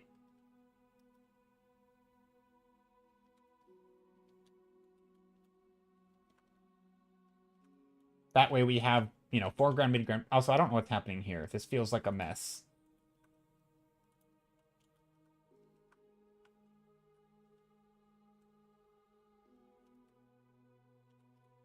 This doesn't feel like it's actually going into the scene.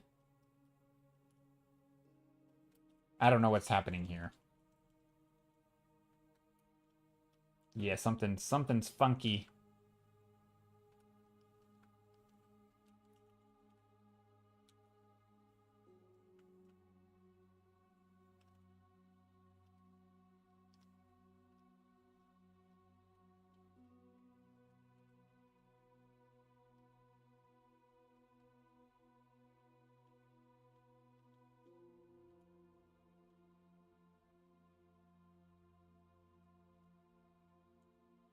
Maybe like that?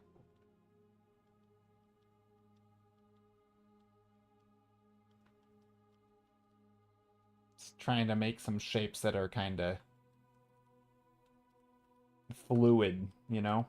That's sort of what I'm trying to do. Make some of those very fluid shapes.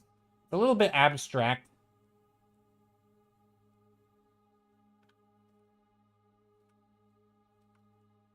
Maybe this is a little bit of shadow down here. It's almost alien. This feels like an alien landscape. A little bit.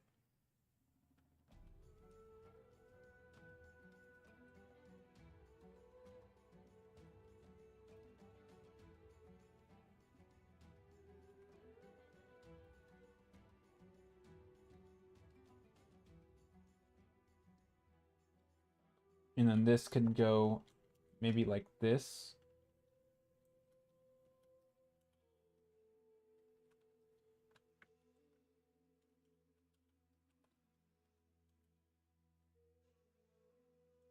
Something like that.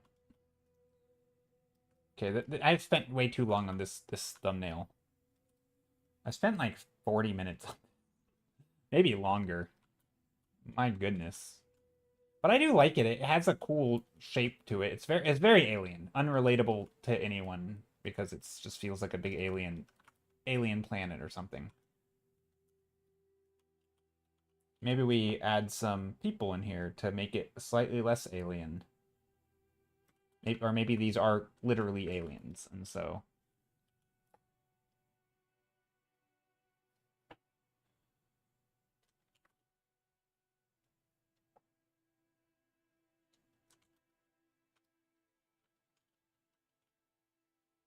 there, just little characters walking around.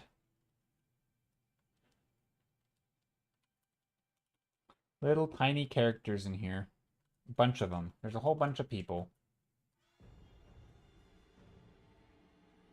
Also, I don't know what's going on with this music. It's gotten really intense.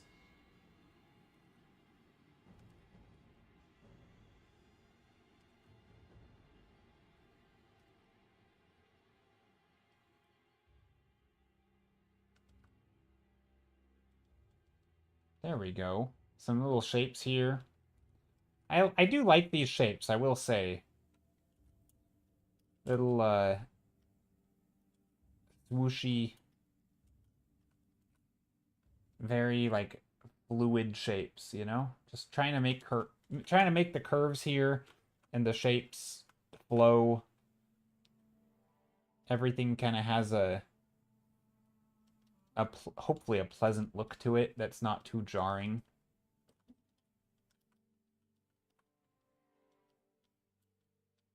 This shape actually doesn't look very pleasant.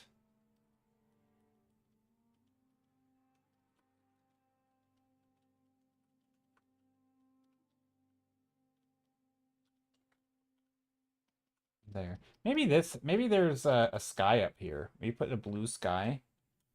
That's kind of cool.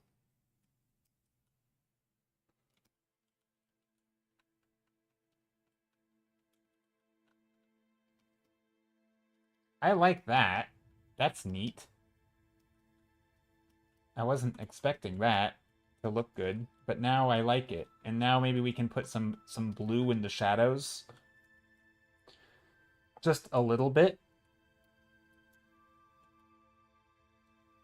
because, you know, typically when you have a blue sky, the shadows can get quite blue.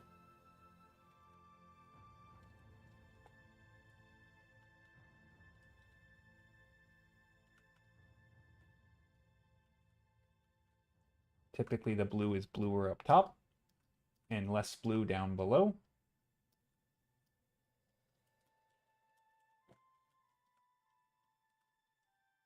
There.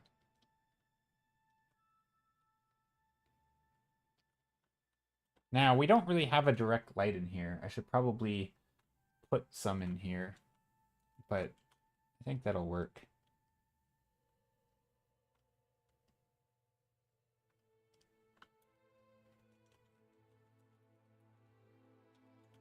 Yeah, I do feel like having some warmth in here somewhere.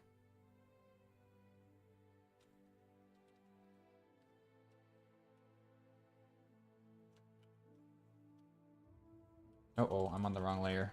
This is a good case where I wanted to explore and experiment, but I didn't make a new layer. So now I'm making a new layer to do that. Adding in some warmth. Just literally just painting over the whole thing with a brush with like this orangey color. Reminds me of Jurassic Park a little. I could see that. I mean, maybe, kinda.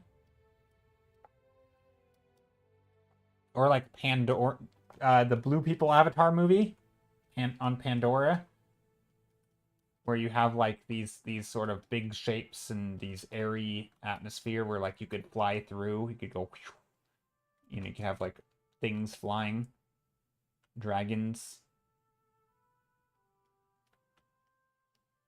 I don't know if that looks like dragons or not. If creatures flying. Just sort of these.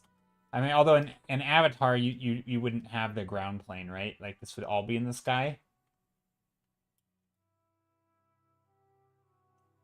I don't know if I like that this is framing the scene like that. It's kind of weird.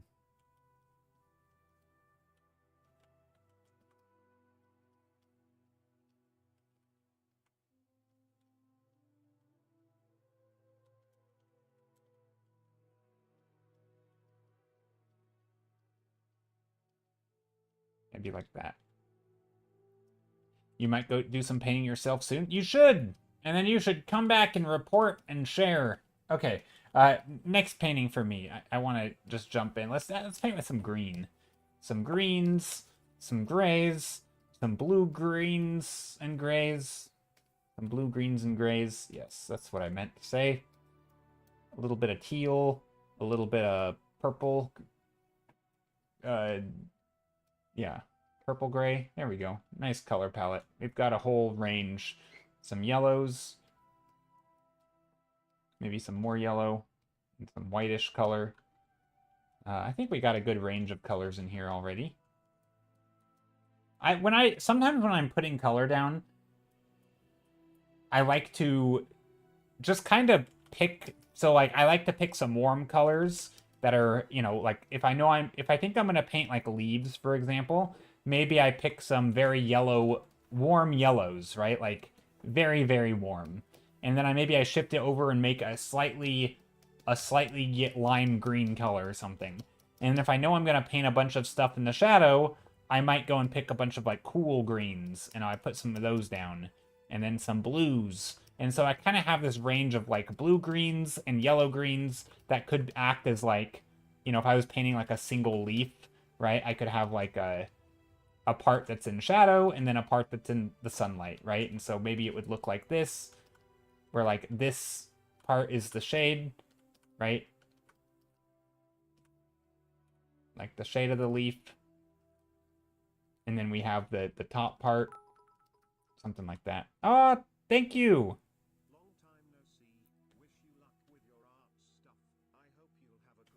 Hi, Asia. Thank you so much for the bits. Long time no see. Also, thank you for the well wishes of my art stuff. My art is going all right now.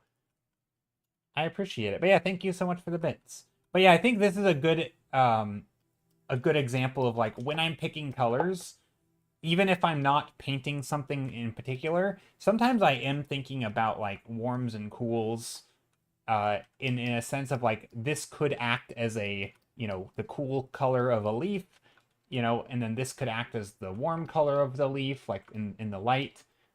Maybe even I want to, you know, if I want like that, you know, that stylistic light fall off, you know, where there's like sometimes an orange shit color or something. Maybe I want to put some orange in my color palette, right? Just like along the edges here. And so in some ways, this is like an almost like a roadmap for things that I could be painting. You know, maybe I know that the leaf could have some blue, shiny, you know, glossy, waxy stuff, you know, that leaves can have. So maybe I want to put some brighter blues in here too, in the cool area, right? So I'm kind of making this like color blob, this color space of a color palette, kind of based on like knowledge that I have that I've, you know, maybe I need some occluded areas, and I know in here it's going to be very dark, right? It's like a dark saturated green or something. Um, I don't know if that it's going to look good, but maybe I know there's going to be a leaf that kind of looks like that. And so maybe I want some dark occluded areas in here that are just very saturated. Or maybe I want to make those dark parts, you know, red. I don't know if that's going to look good. And so maybe I put the darkest part as red in here, although I'm not going to do that. Right? So sometimes when I'm making a color palette, I don't actually paint this, but I kind of think along the lines of that. Like, oh, I need, if I'm going to paint green, I need some warm desaturated colors and some dark saturateds. You know, a little bit cooler, a little bit lighter.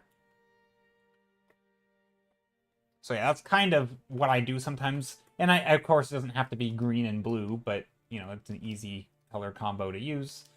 And so maybe from here I start carving out things. And again, if I wanted to stay in the realm of like flowers, maybe I do like a big ol' blossom or something. And so I can almost imagine this is like, again, there's the shadow here. It's almost like a bulbous thing. And maybe it's like in the middle of the jungle.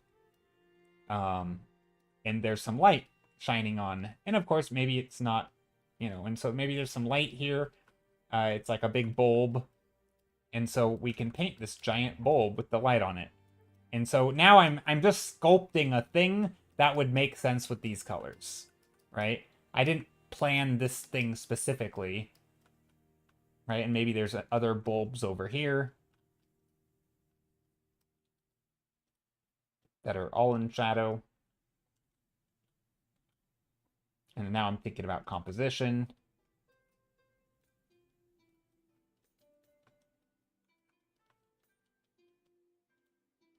And this is where, you know, now that I kind of am getting an idea of what I could paint, I could go and also find some references and be like, oh, what about bulb flowers and different types of plants and things, you know, blue flowers that haven't bloomed yet, right? And all you see is the buds of the flowers. Maybe that's the right word, the buds, not the bulbs.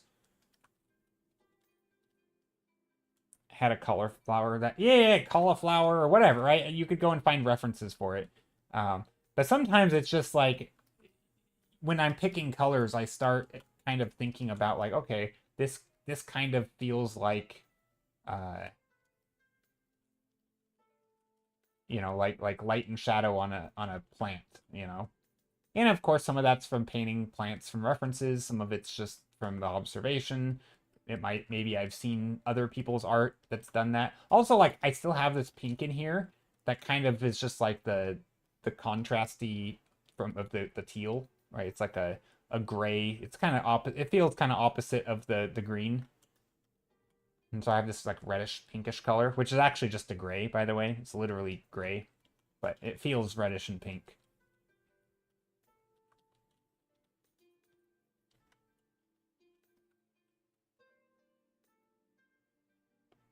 I think it was off tasted nasty. Oh no. A tulip bulb? Yeah, yeah, this is very tulipy. Exactly. And I could come in here and like sketch out some shapes, right? And I'm still kind of doing composition stuff. Maybe I don't like that this is just standing up straight in the middle of the painting. And so I want to play around with shape a bit.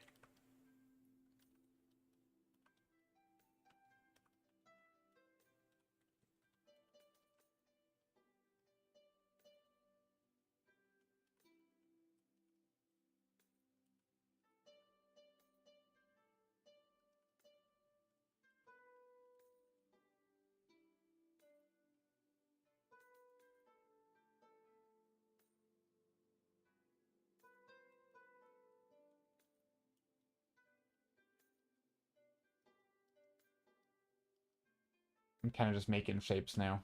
I should probably get some references, actually.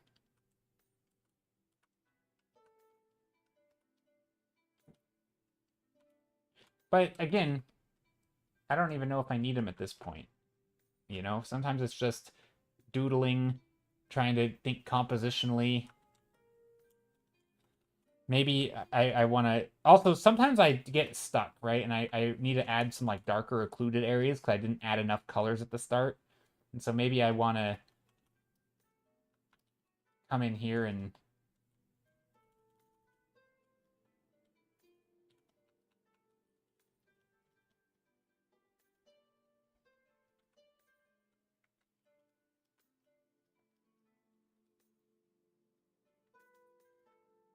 add some shapes here. So now I'm just kind of carving out composition, you know, trying to balance some of these shapes in a way that's interesting. So like if we have a shape that's going this way, maybe we have another small shape that's going this way.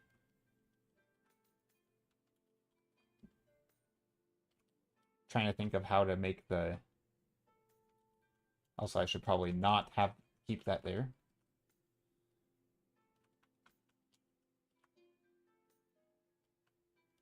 Maybe like that.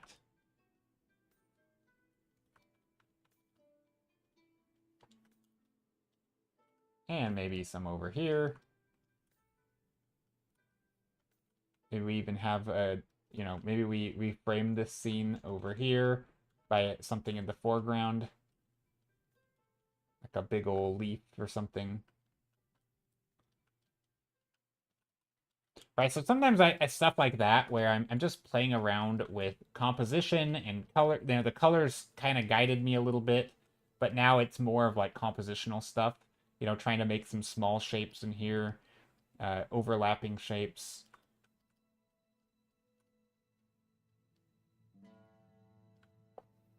A thorny green bush with one flower. Yeah, maybe it's thorny, maybe it's not. I wasn't really thinking about thorny, but maybe it's like opening up and it's like a budding thing and there's, you know, again, maybe it's like a fly trap. Maybe it has teeth. A little bit of a Venus flytrap type thing going on.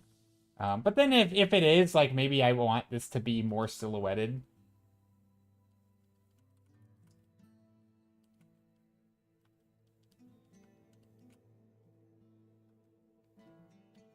Little toothy plant. Maybe not. I mean, it's kind of funny looking. I don't know if I like that. Maybe little eyes up here. It could be like a... Kind of looks like it has...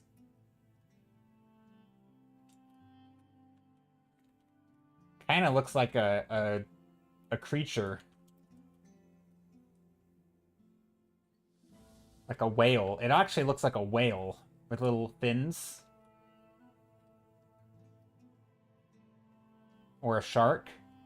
Doesn't that look like a shark? It looks like a shark plant. Like a... Going up to bite something. Yeah, a whale or a shark. Yeah, maybe there's like a fly here.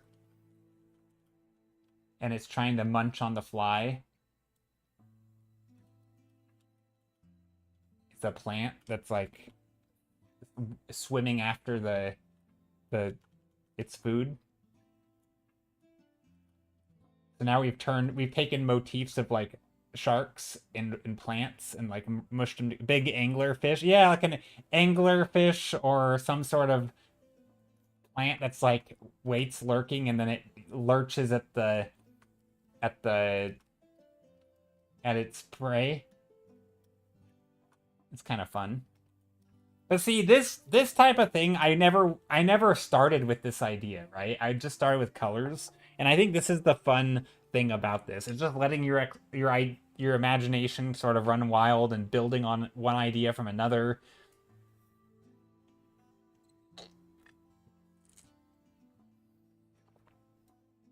And like, I don't even know if I would have come up with that had I not done this one first, because this one I was doing a lot of those same sorts of shapes, right? And so when I jumped into this, a lot of the compositional ideas I was doing was sort of those sort of viney shapes, and then suddenly I made green vines. I'm like, oh, it's a viney green plant. But, like, I don't know if I like this as a composition anymore, right? Because now this thing is, like, facing upward. And so I feel like we would want to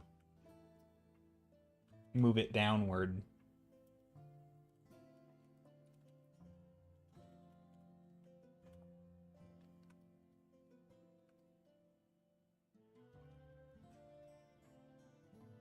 I don't know. If we end up working on it more,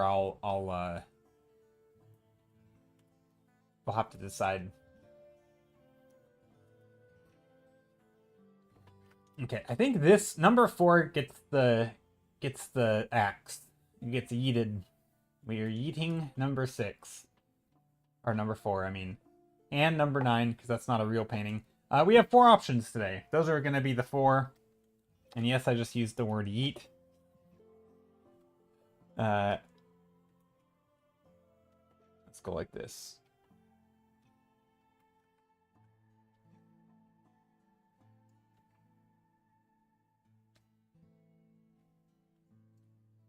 There.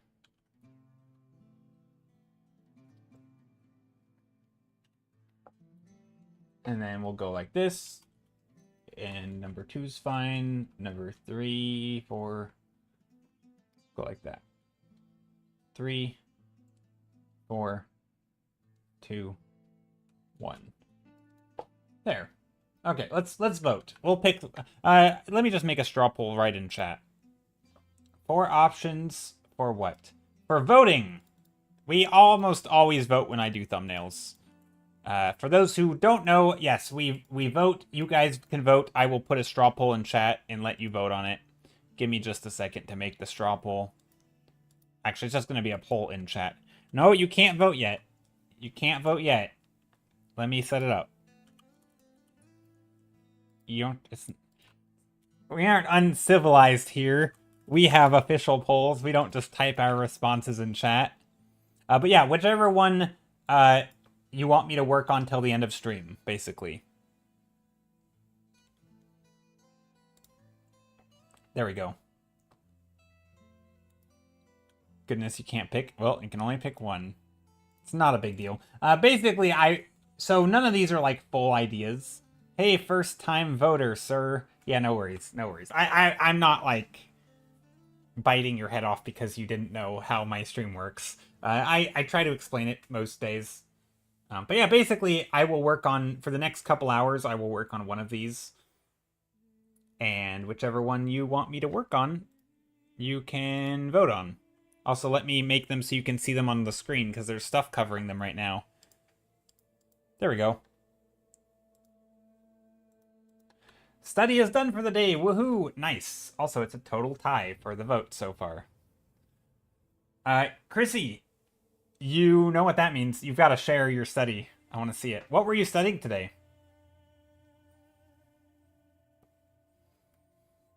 Yeah, what was the study? Chrissy's been doing daily studies, and they've been super impressive, and I don't know how she has kept it up for so long. It's very impressive.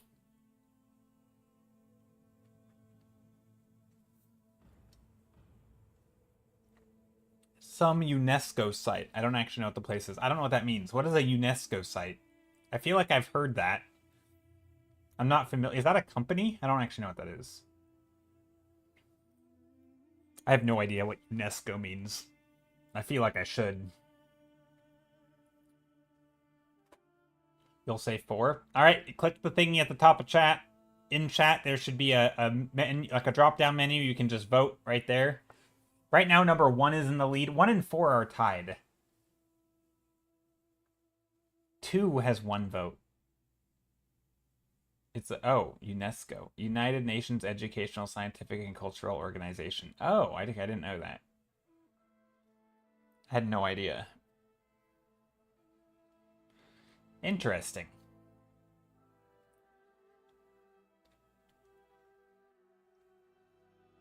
I've heard of it, but I didn't know what it was. It sounds like a construction company in the US. That's just showing how ignorant I am. They are sites around the world that have been designated as UNESCO sites, things that are supposed to be preserved and protected and such. Gotcha. Okay, so like the opposite of a construction site. Literally the opposite. Not being developed and not being constructed on. It's literally preservation. Okay, so quite the opposite. I was completely wrong. Man, I'm glad that wasn't a test. I would have failed.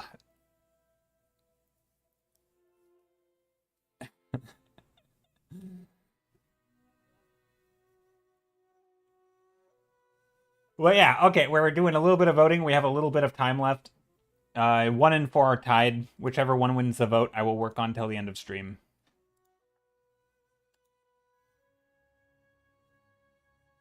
What do I want to work on? I would rather work on 4 than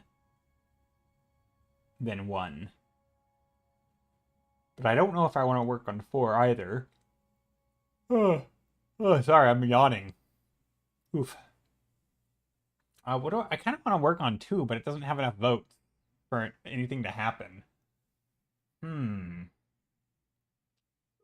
We need more votes. We do need more votes. Maybe I'll vote for number 4 because I don't want to work on number 1.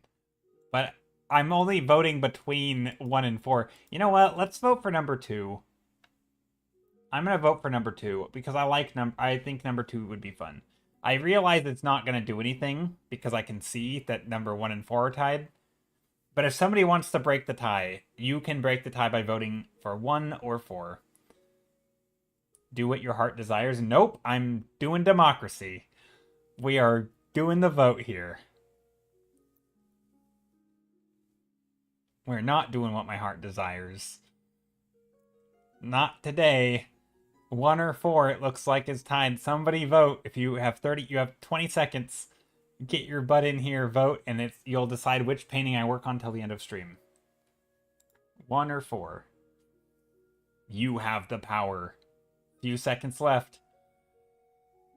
Or you guys just gonna let it tick down and make me figure out how to do a tie break? Is that what's gonna happen? Somebody's waiting. Somebody's gonna sneak in at the very last minute. It's gonna happen. No, it didn't. Literally, it's a 3-way tie. Dang it, you guys. You've let me down. All 10 of you who have voted, you have let me down. Not really. The answer is 4, obvious. I mean, no, the answer is tied of 1, 2, and 3. Another vote. Do we just do another? It was just elimination round. That's what it was. Is that what we do? Speed round. Okay, let's do it. Let's do it. I can sit here all day, guys. 1. Wait, which one did just lost? Wait, which one didn't win? Crap. I wasn't paying attention. Uh-oh. Which ones were tied? Oh, I have it right here. 3 is eliminated. Okay, 3 is eliminated. Okay. Okay.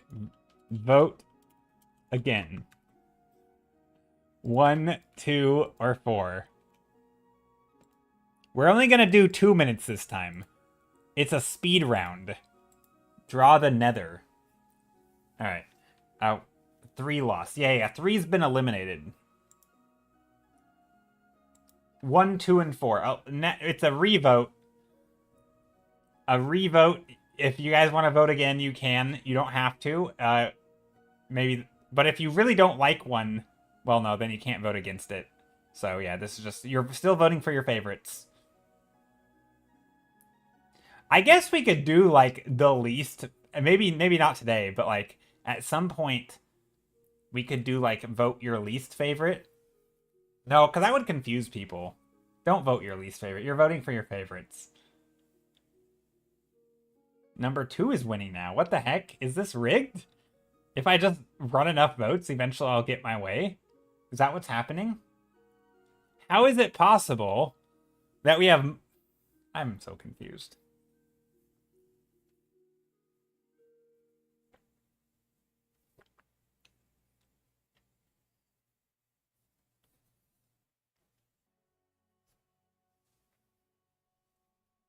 Democracy is a farce, lol.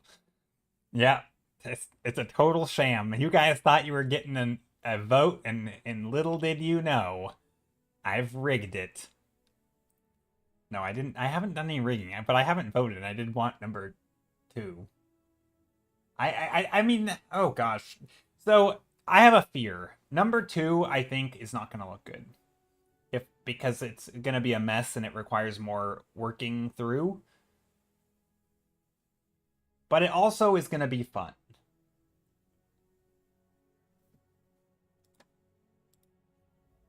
I'm voting for number 2. I think it's going to be the most fun to work on, even if it turns out as a giant pile of garbage. Okay, number 2 is won. Democracy has prevailed. Number 2 is the winner. Good job, everybody. You have participated in voting today. I am happy. Okay. I can sleep easy. Oh, I don't know why I turned off my cam. Let's go there. I'm saving my work.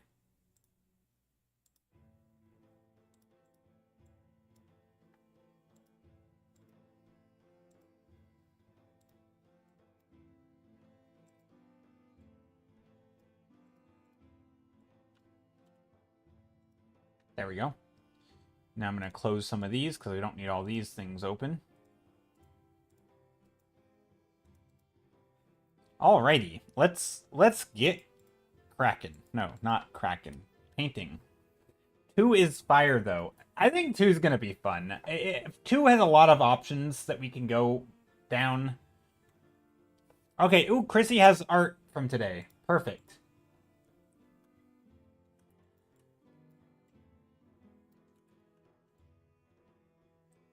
Okay, for this one, I'm going to keep it a little smaller. So my total canvas size is only 1800 pixels wide, because I'm basically treating this as a thumbnail still.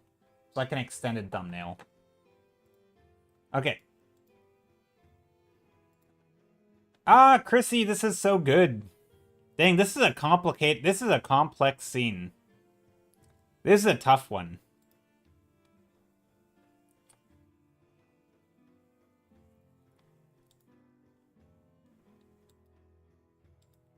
You know what's funny? When I looked at this, I'm going to share it on screen. When I saw this, Chrissy, it took me a second to know what I was looking at. Not your work, mind you. Yours actually looks almost more clear. Hold on. The top image, so your image, I actually feel like it's more clear that this is a crack between the top and the bottom. This one, it took me a second to figure out if these were far away and these were up close, or like what was happening in the foreground. It took me a moment until my eyes could like focus in on the shadows and see that these were the rocks sitting on top of each other. It was hard to tell because like the shapes make these look like they're far away. And so there's like a little bit of an optical illusion going on, right? At least for me. It feels like an optical illusion where this feels like they're far away. And to not, yeah, and that's hard. That's a hard thing to paint. Because you don't really have anything far away in this image. Everything is close, right? Like my brain is like, oh, just put some atmosphere on this and it'll make it far away. But no, if you do that, then it's going to be wrong because it's not far away. That's a hard image. That's a hard image to paint. I don't even know how I would approach that, to be honest.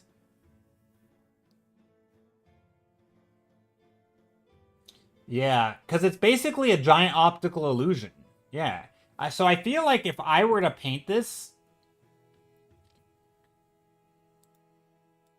I would focus right here, and I would make this shape. See how there's this little S shape here? I think I would exaggerate that, or like flatten out this side so that you can tell they're connected a bit more to break that illusion.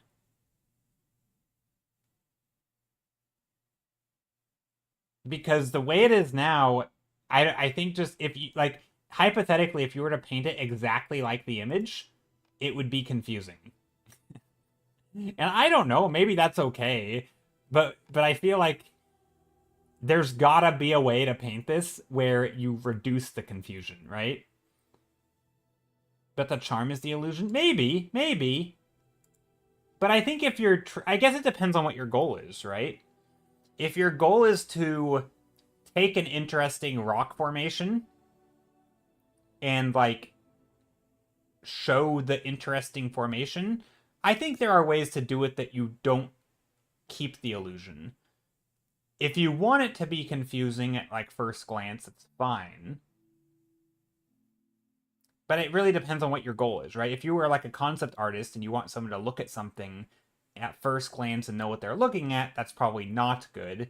But if you want them to be confused and that's intentional, and then as you explore the place, you know, you sort of get familiar with it, and you're like, oh, I understand, right? I guess it really just depends on what the goal is.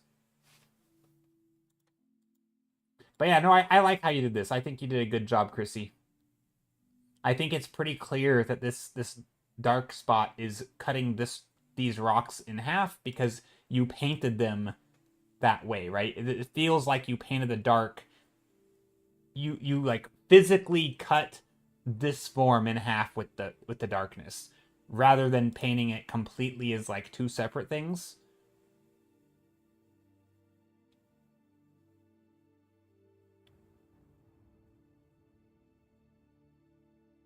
To be honest, I kind of forgot the middle part. Oh, you mean like this part in here? The like the shadowy part? Yeah.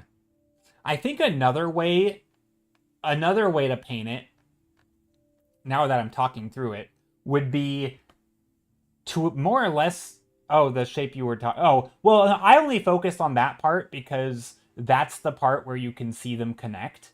I guess you can also see them connect down here in the shadow, but that's a little bit dark. And I think that leads me to my second way that I might work this painting, now that I'm just thinking about it, is like maybe I would simplify the light and more or less just make it a bright silhouette. No, this is digital.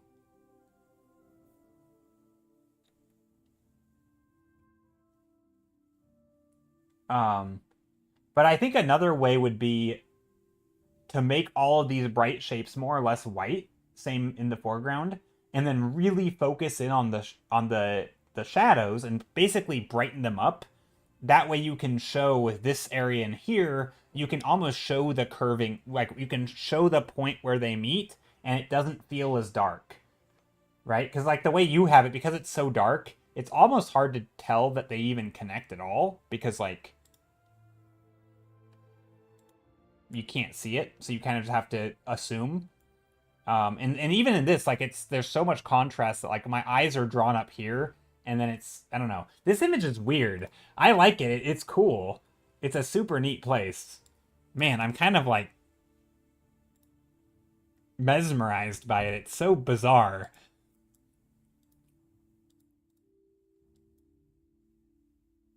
I worked on this at work during slow times. I can't be bringing paints to work. Gotcha. Also, do note that you are looking at it much closer than I did. I am working on a small screen. Needed. Yeah, yeah, yeah. I mean, I zoomed in also. Yeah, I also zoomed in here. I was like, oh, zoom in. Yeah.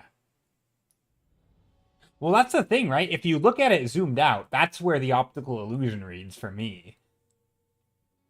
It's when you zoom in is like, oh, okay, I understand, right? Like, but that's not. I don't know. I guess it depends on what my goals would be. You couldn't actually see the dividing line in the middle. Oh, gotcha. Oh, you mean between like left and right? Is that what you mean? Like you couldn't see this line down the middle?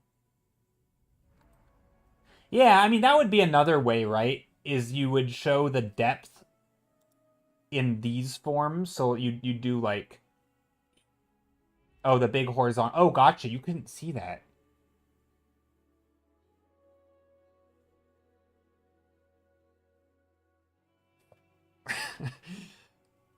I'm trying to understand how, because you couldn't see where the top and the bottom meet the dark shape. Oh, interesting. But you painted it. Or was that like an after the fact? Oh, interesting. Okay, I see. Yeah, because see, if I squint, I have a very hard time telling that this is a rock on top of this, or that they're connected in any way. Yeah, man, I don't know how I would. It's very interesting to look at images like this and try and sort of figure out how you would paint it, because I feel like there's like 4 or 5 different ways, right? The focus could also be on this vertical crack and showing like a darkness back here and then lightness in the foreground and really almost exaggerate the like this point in the light being in the foreground and then exaggerating like this part being in the background, and so you're really focusing on the form in this space right here as it turns the form. And if you sort of exaggerate with contours and show those things, then we'll get that depth and we'll understand that this form's on top of that form. um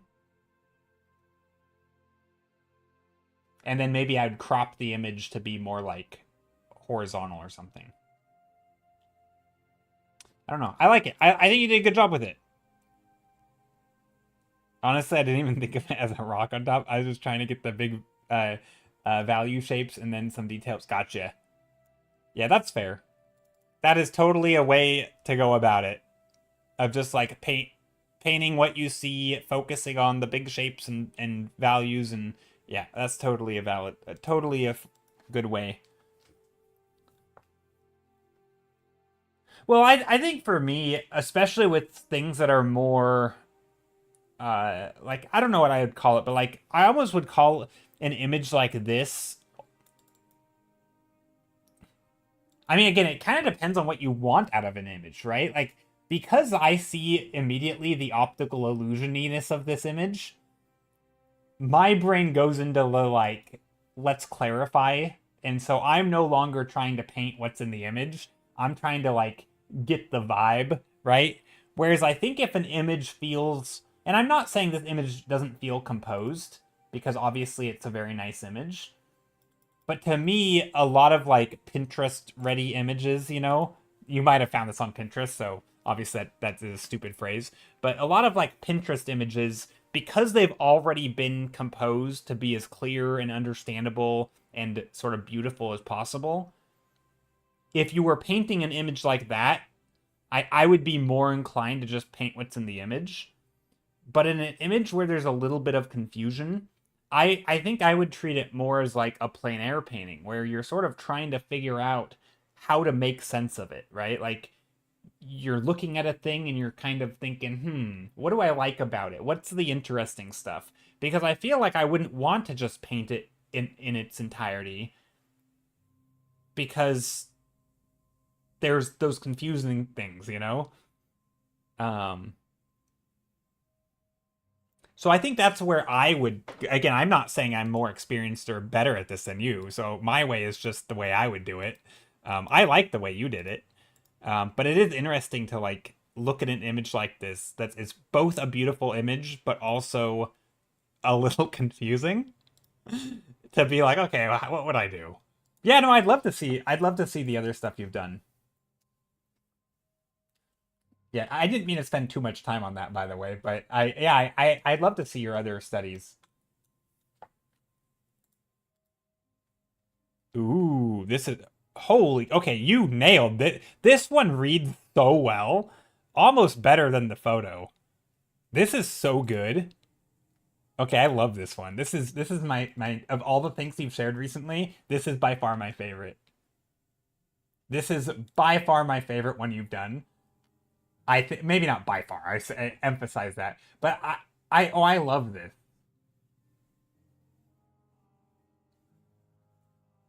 I love this so much. There's all these different textures.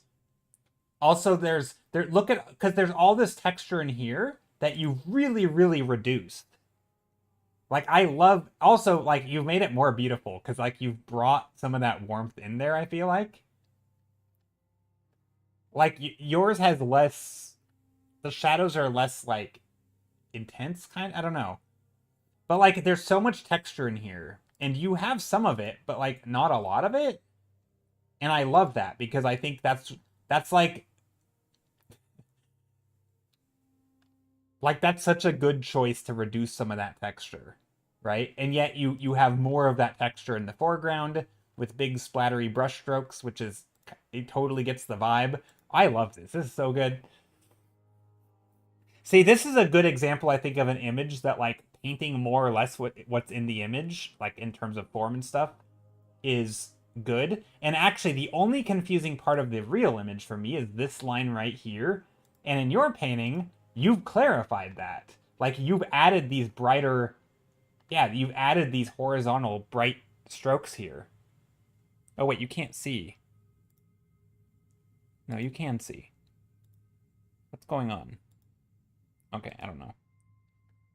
But yeah, right here you've added these bright or vertical, not horizontal, these vertical white marks that actually separate this form. Whereas in this image, it doesn't have that, right? The texture kind of gets lost. If you squint, it's actually very hard to tell where the form meets, you know, the background. So I actually think you made this better. Like you made this even more clear, right? You took these lines and you basically drew vertical marks and you've defined them better.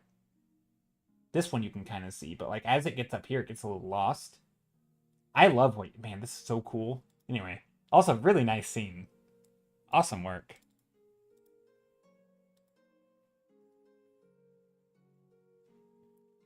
You had no idea how to approach this, so I was a little surprised in the end that I actually read it something. Yeah, so, and I think part of the reason why I'm so impressed with this is because I know from experience that these are hard scenes to paint, where you have all these forms that slope down, and they kind of just fade into the shadows and fade into the backgrounds. You have these edges here that get lost, right? You have all these shapes that are not, like if you make it black and white, the values basically aren't different, right? These foreground shapes are hardly different than the background.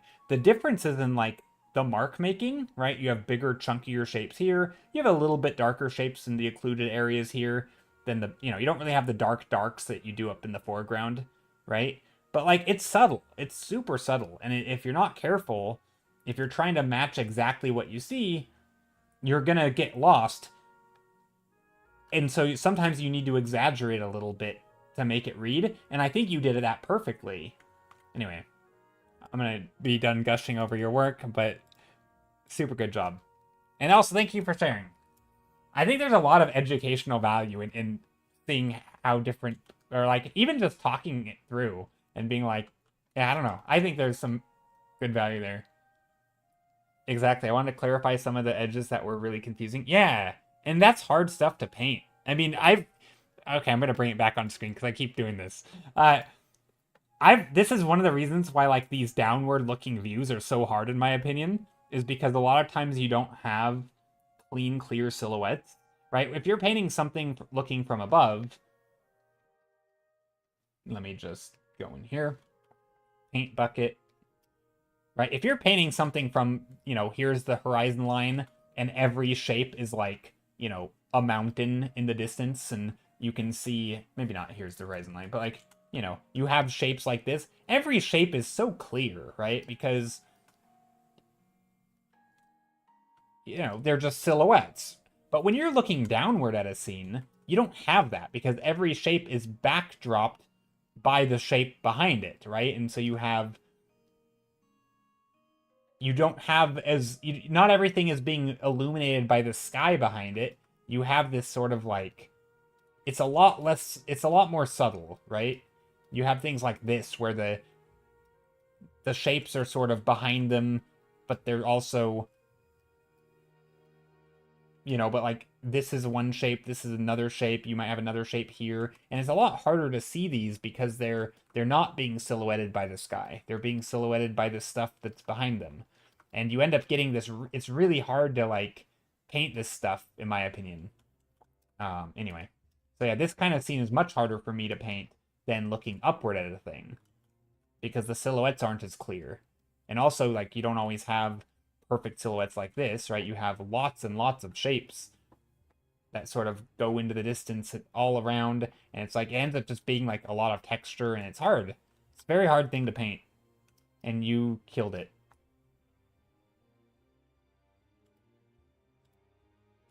Okay, I'm gonna actually start painting now.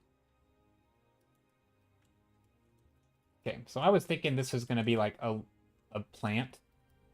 I don't know if I have time to do like a whole on design of like a. Maybe I will. Like, some sort. Okay, let me look up some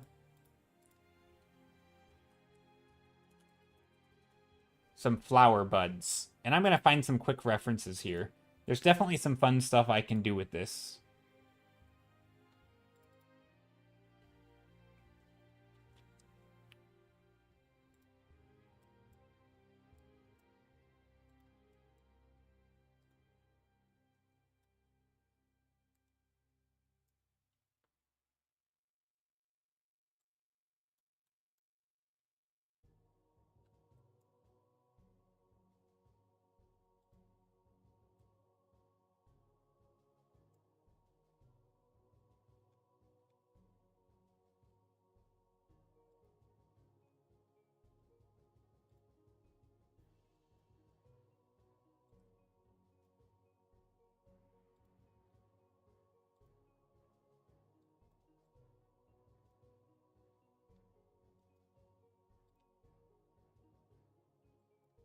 Closed flower bud.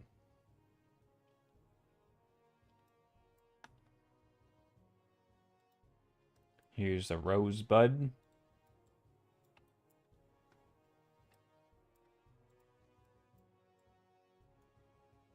Okay, I like this. This is neat. I think that's neat.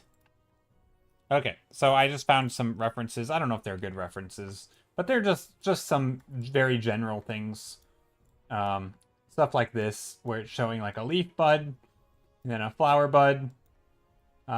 Just, you know, how they connect to the plants here is always useful.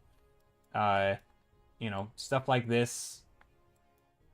Stuff like this. Seeing different, you know, connectors and the way they fold. Also, things just like this one's useful because of the lighting, right? You see this soft light, the vibrant greens underneath. There's some useful stuff there if you want like realistic lighting and colors. So I'm gonna kind of use that as a guide. I'm gonna try to stay very loose though here.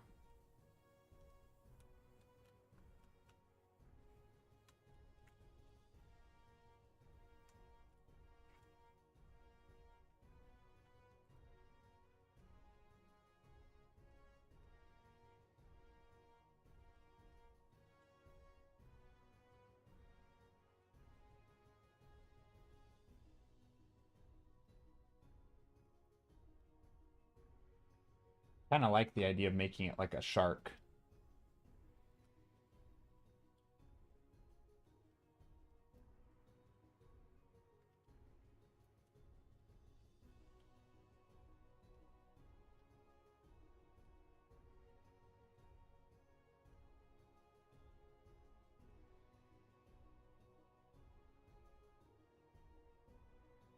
But I also want this to feel like it's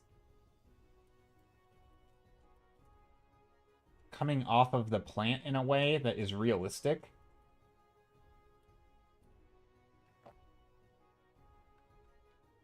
And then maybe over here we have like another one snapping up top.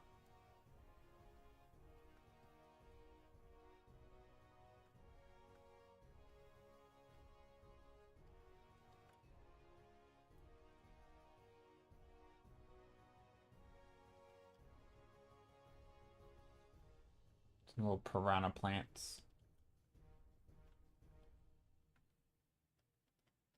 There, something like that. And then maybe these need some foreground shapes. Kind of like it's emerging from the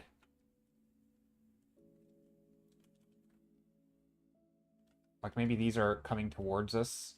You know, we talked about that just a bit ago with having foreground to background sort of action of like not everything has to be in that two-dimensional plane, but it can also go, it can literally come towards us, right, with foreshortened shapes.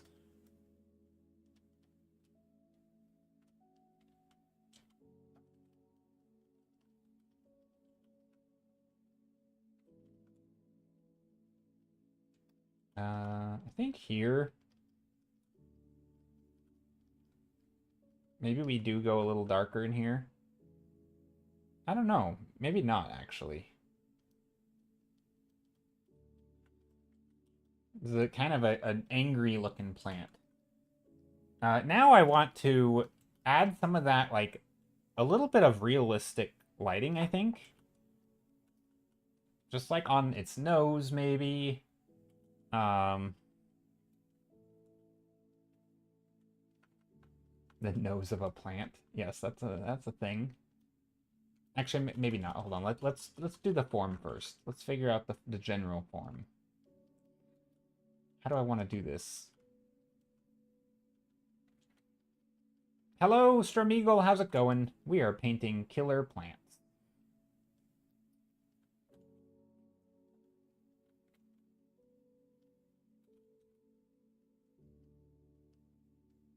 This is the bottom part. This is maybe another part. Maybe this has like a hook that comes down. I don't know. I guess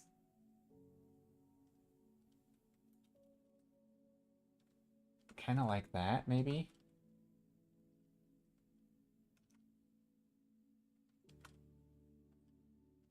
Kind of the silhouette of like a shark, sort of.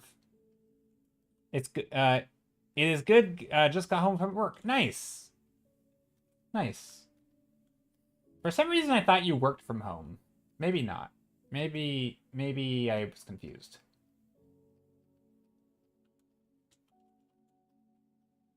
You roughly sketched earlier? Yeah. I was doing a rough sketch earlier. But anyway, I hope work was good. Hope it all went smoothly. Also, it's a Monday, so you know, probably was a typical Monday. I don't know. Are Mondays normally sucky for you, or is that just like just the fact that it's a Monday and that you have to go to work again on the Mondays? Okay, I like this. You used to be able to work from home, but in the office full time now. Oh, that sucks. Or do you like that? I mean, maybe it doesn't suck. Maybe that's how you prefer it. I don't know. Different people, you know, like different things.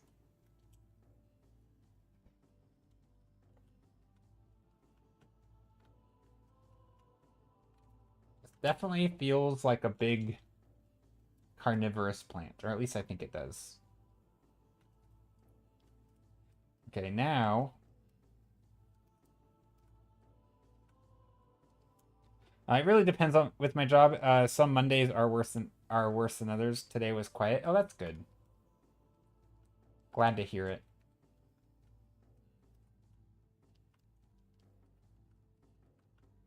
Okay, here we go. We got some shapes going on here. We got our pointy plants. Maybe we have little flies that it's snapping at.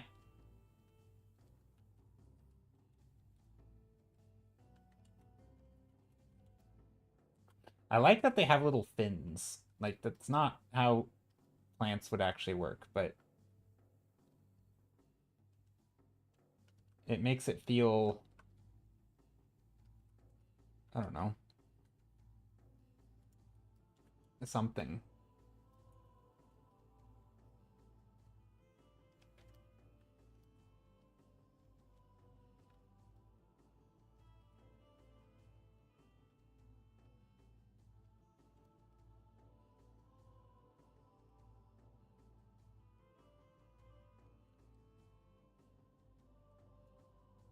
Don't mind being in the office, says Stremeagle. but I prefer a hybrid schedule with working some days at home.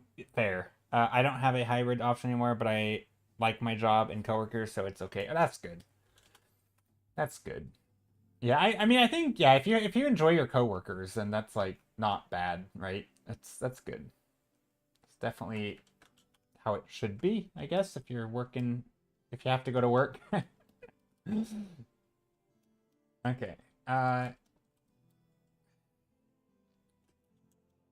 kind of feel like this should all be moved downward because this kind of has like a right, like I'm gonna do like a fly or something here where it's trying to get away.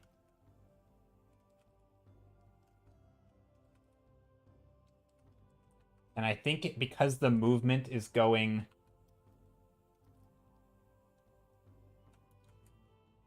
right, because the movement is sort of going in this direction, I think it makes more sense to move this down below, down low.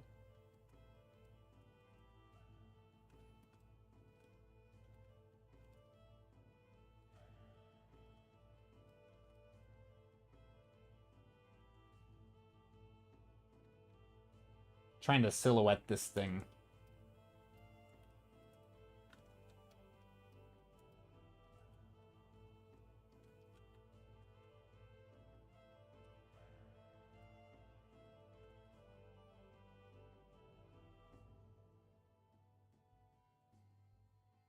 There. I think that's good. I like this actually. I don't know about these shapes here. I'm kind of getting rid of all that foreground stuff, and I'm going to redesign it, I think.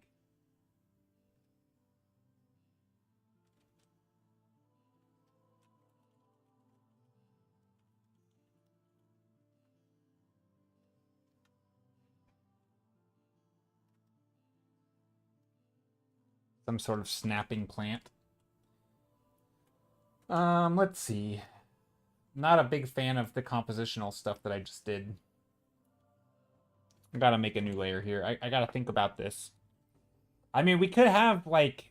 If I frame it like this, I think that kind of takes away... I mean, maybe not. Maybe it makes it feel more enclosed and, like... You know, it's like this thing has... You're looking through and you're seeing, like, just how far away this has to go. Or also, like, maybe this doesn't feel like it's opened up enough. Like, its mouth isn't open wide enough.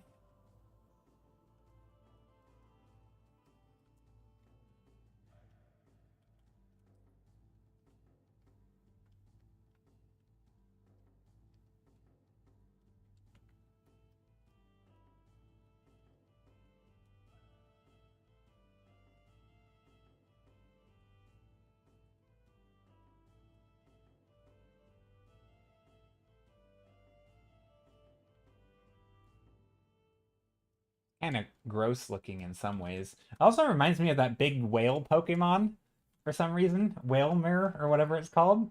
I don't know my Pokemon names because I haven't really played the newer Pokemons. Also, I don't think that's a super new Pokemon, but it kind of reminds me of that in form. I only know it from Pokemon Go.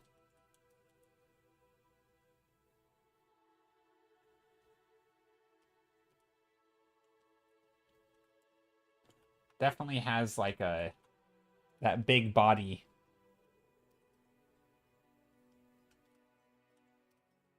I don't know. Do I like this? I mean, it's kind of funny.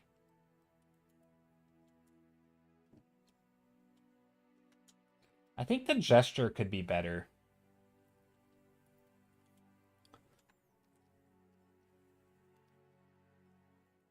Okay, let's just go in here and add some multiply.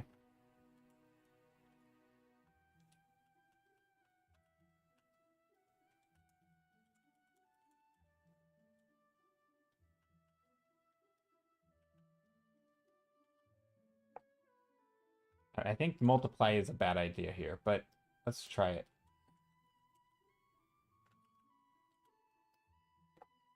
I'm just exploring, just having some fun.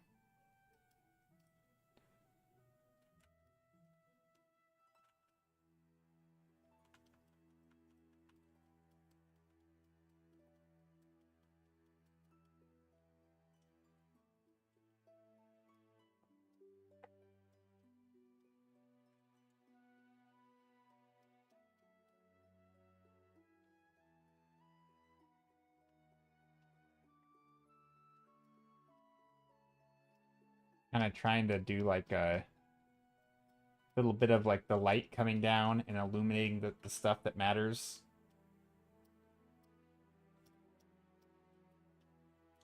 Now the question is, do we... I feel like we need some color in here, like a yellow or...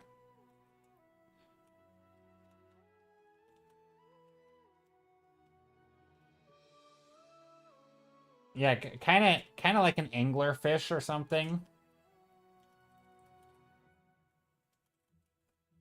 Yeah, as Stoic said, it is kind of like an anglerfish. Have like the yellow flower bud in the inside.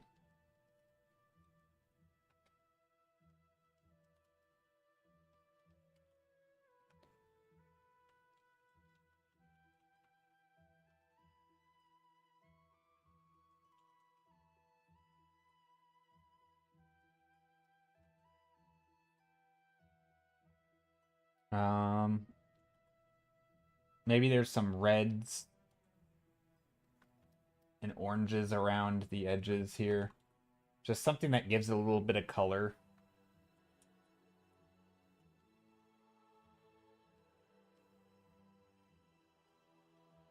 To help show some form also. We can sketch along the lines here.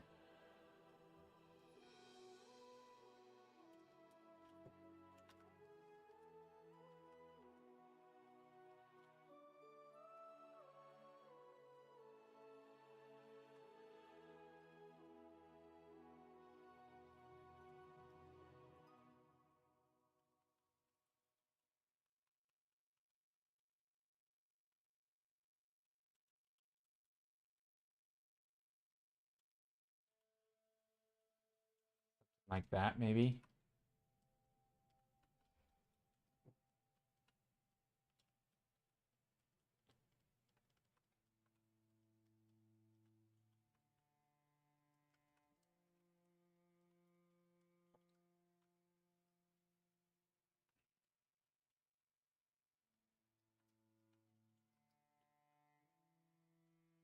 And then maybe here we can get a little bit of movement.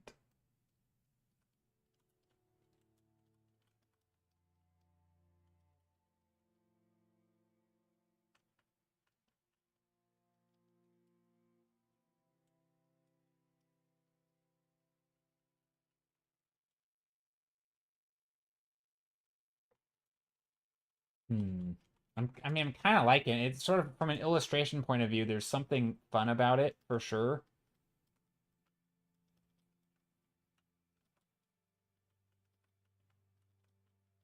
It definitely has some shapes that I'm liking.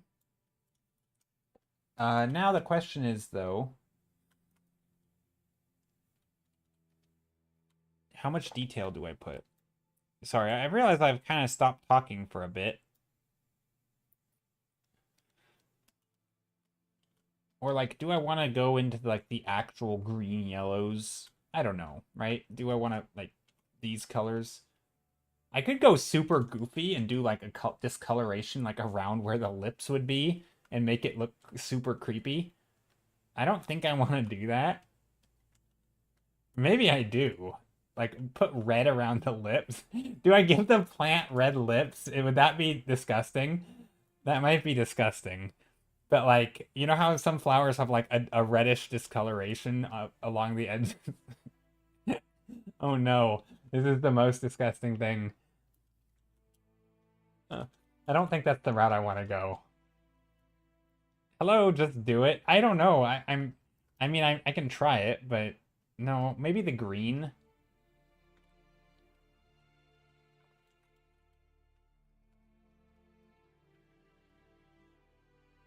Drusilla, how are you doing? What have I done here?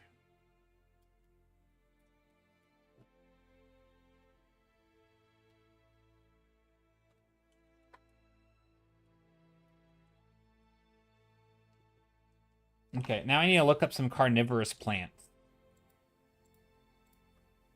Oh, that's the study.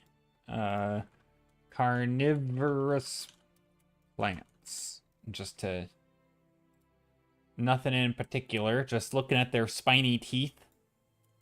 Right, gotta get these plant shapes. Very disgusting, but, you know, Venus flytraps, they're kind of gross looking, but they, you know, like the white teeth looking things.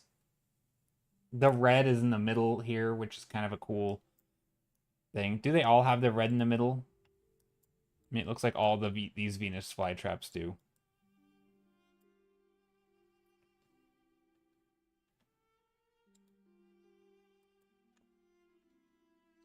Pitcher plants, of course, other ones also has red in the middle. Maybe we should be lore accurate and put some red in the middle. These have red lips. Kind of gross, but if you think of it as lips, but they do have red lips. So I guess it's accurate.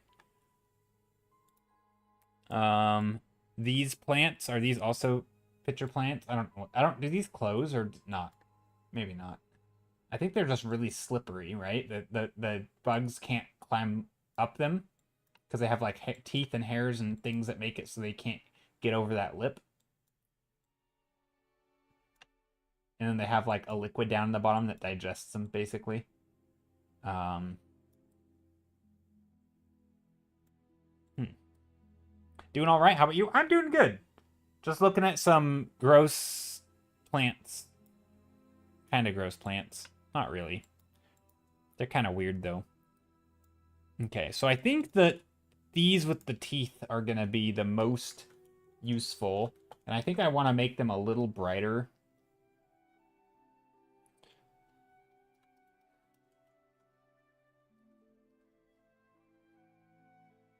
Do they produce liquid or they rely on... I mean, they might not produce themselves, but I'm pretty sure there is a liquid down there, and I don't think it's just water.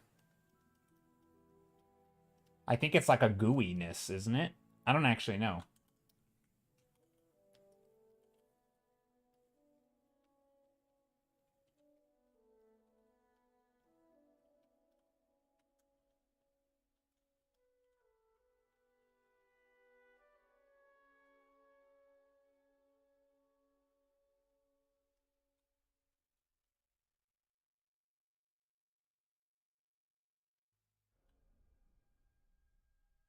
Some kind of decay increaser. Is that a technical term? I don't know, but yeah, yeah, I'm pretty sure.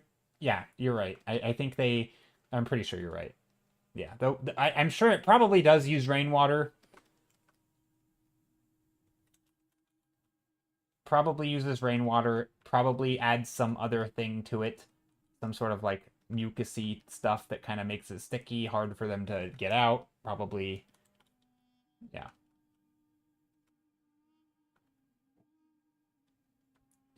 I don't know. But they don't all function the same, right? Some are they have like the teeth thingies and they digest in different ways. I think they all do it slightly differently. There's lots of different methods.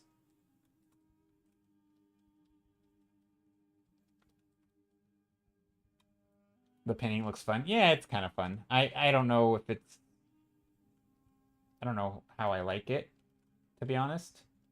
Kind of creeping me out.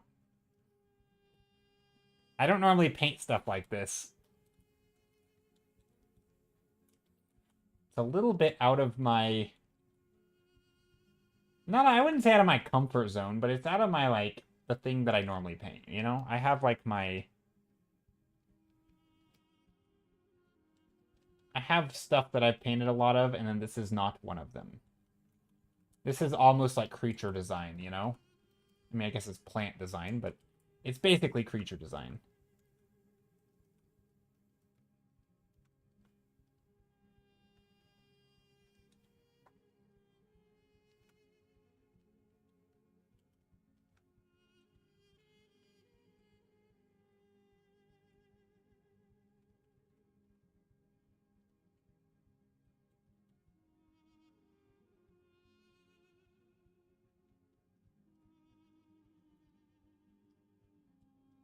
And then this is like, I don't know, a little insect or something. Maybe it's a small creature. Small creature with legs. I can figure out what it looks like later. But for now, I'm still trying to sketch in some darker shapes, maybe some redder shapes underneath. I almost feel like we should probably put some bright green in here. Like a yellow green for like the light. I don't know if we want light though. I mean, not having the light definitely makes the mood more creepy. Rather than just being like, here's a tropical plant and sunny day, right? This is like playing up the mood, right? It's making it look scary.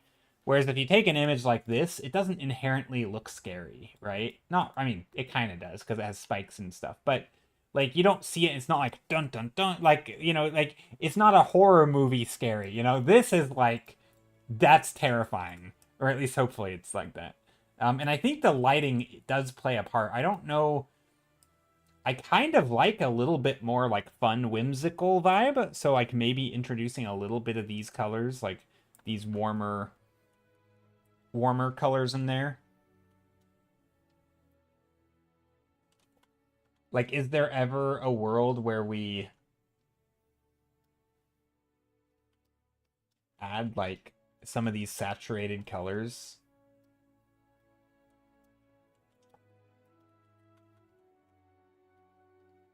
And be like, look how tropical and sunny it is. Or not sunny, but, you know, like tropical. And there's greens and colors all around.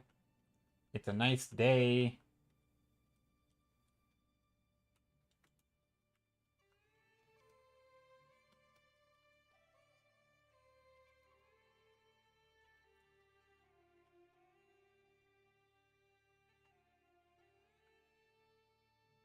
I mean, I kind of like that, don't I? A little bit. It can also give us a reason to, like, light up the wings. Light the teeth.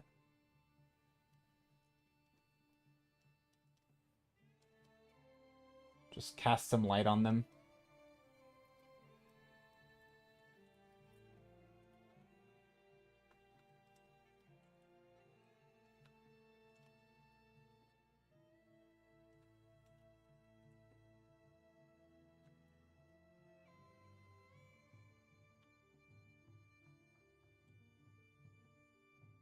I think this shape is a little too dark. As I say that, as I make it darker.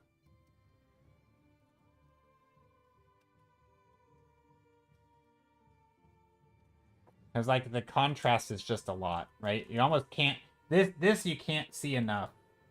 Okay, now I need to find, like, a fly. Fly. Flying. Images. Or a mosquito. Maybe a mosquito? Nobody likes mosquitoes. Let's do a mosquito. Also, mosquitoes have the dangly legs, right? Yeah, mosquitoes are gross. We can make a mosquito that's...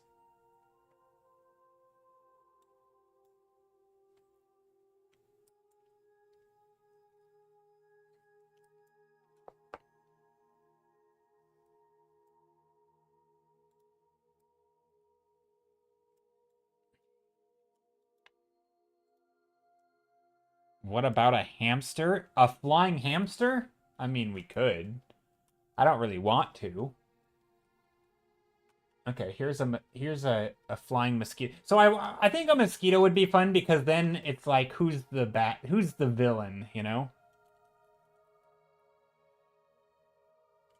Did you say a hamster? No, I didn't say a hamster. Are you asking me if I said we're gonna put a hamster in here? No. Absolutely not. A mosquito.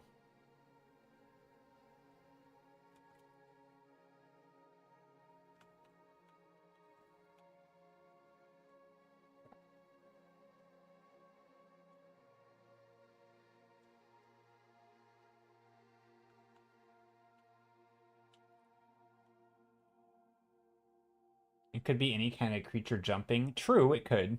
No, I want it to be flying. And also, Yeah. I think I want it to be flying. And I realize this is kind of...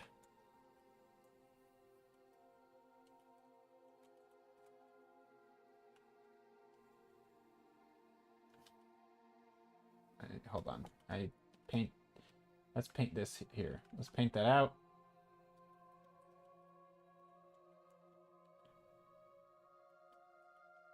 I don't know. Is this how they fly? Do they fly hunched over? I don't know. He's not trying very hard.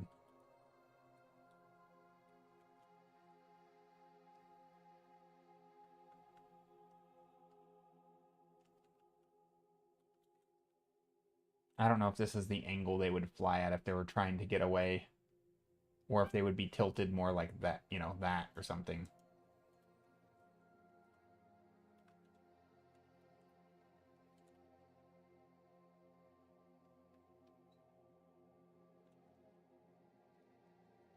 Trying to put some of those highlights here, though. You got the big gross bodies of the mosquitoes. Sorry, if this is like, I don't know, maybe this is not cozy, painting things like this. I guess it's kind of cute in a weird horror way.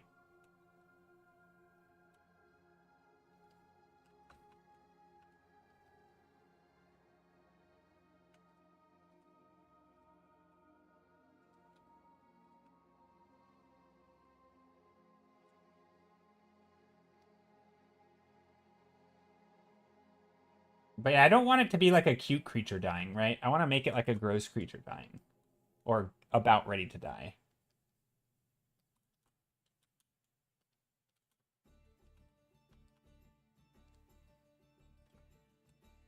That way you don't feel bad for it. Like, now you don't know who... Like, this is just, like, a dangerous environment, right? You see this and you're like...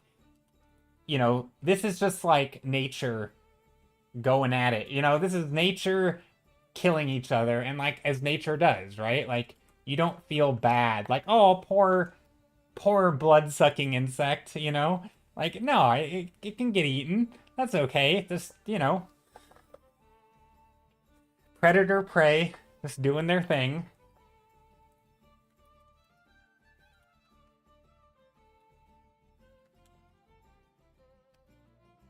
Make his eyes glowing. These eyes? The mosquito's eyes? Or this thing? Are these the eyes, or is these the eyes? I don't know where the eyes are. I don't know if this thing has eyes. Maybe its eye is here. It's like a cyclops.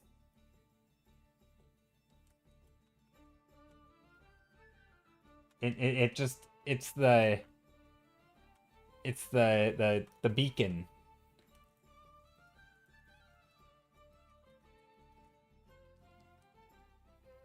I'm trying to make it look like I didn't want to make it look like it's glowing, but I did want to make it look like it's yellow.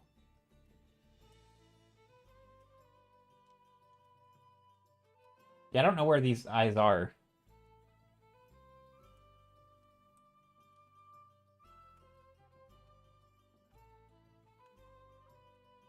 What's the name of this creature? I don't know. We can name it. Why don't you name it? Somebody can name it. First, we'll outsource the names. Give me some suggestions, and we'll decide as a community. We need a name for this creature. Some sort of plant thing. Billy. Billy. Okay, that's the name. Billy. Not a bad name. Is that the mosquito? Is Billy the mosquito, or is Billy the carnivorous plant?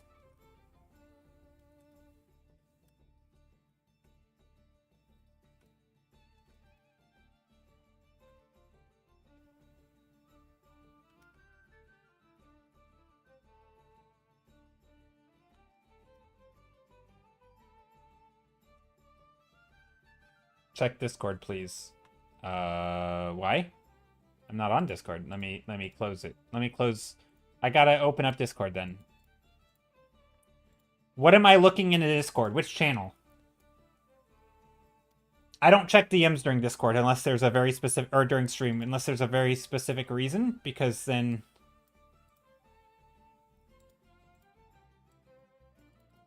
Okay. What channel am I looking in? I got a lot of channels, so I don't know which one I'm looking at. General, okay.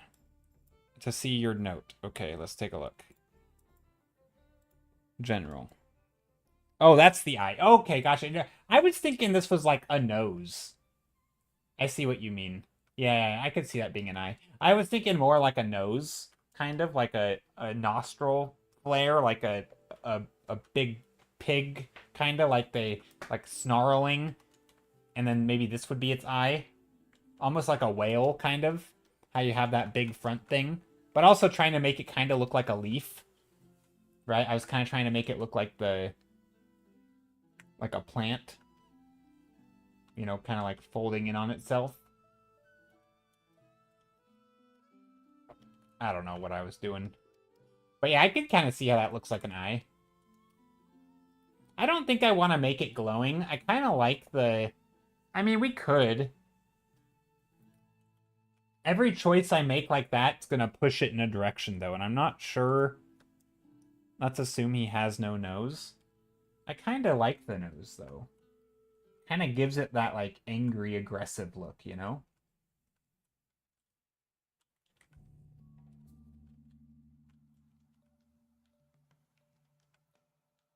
I don't know. There's options, though. We've got choices. I'm not even sure if I like the nose design or this shape design, right? We could, like, merge it like this. We could make eyes here. I feel like eyes here is a weird spot for eyes. And if this is, yeah, maybe we... Because it kind of looks like a whale, right? And if this were a whale, which is kind of what I designed it on, these would be the flippers or the fins, and this is like the nose, right? The eyes would be back here.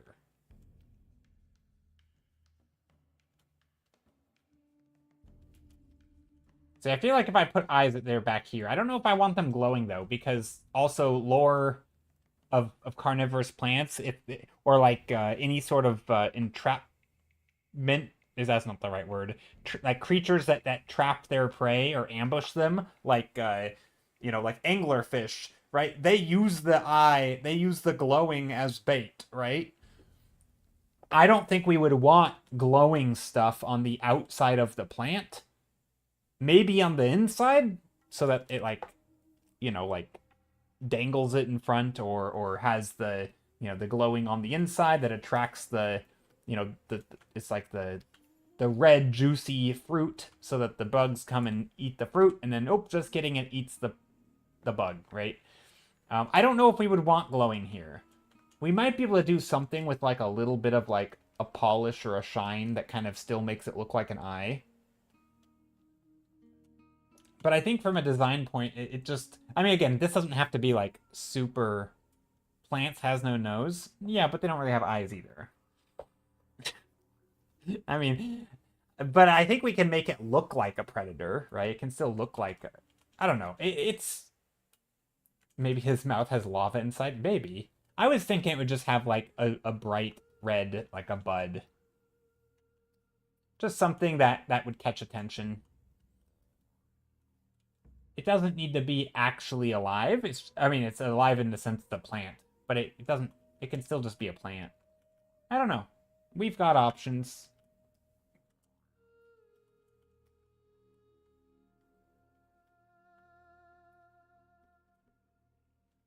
Kind of like that front part. Kind of jumping between design and composition and sort of illustration, storytelling stuff.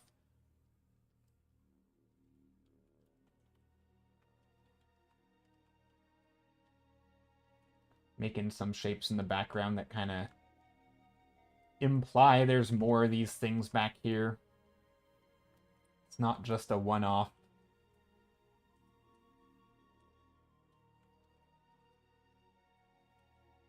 Some plants with some stems.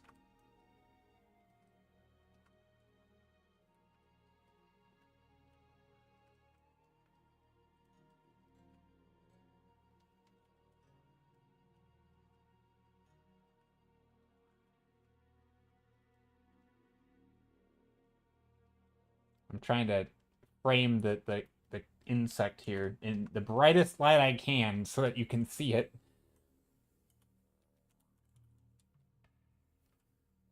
Okay. I do want to spend more time on the plant itself, though. The one behind is glowing. This one? Yeah, this one's a little glowing. Yep, it is.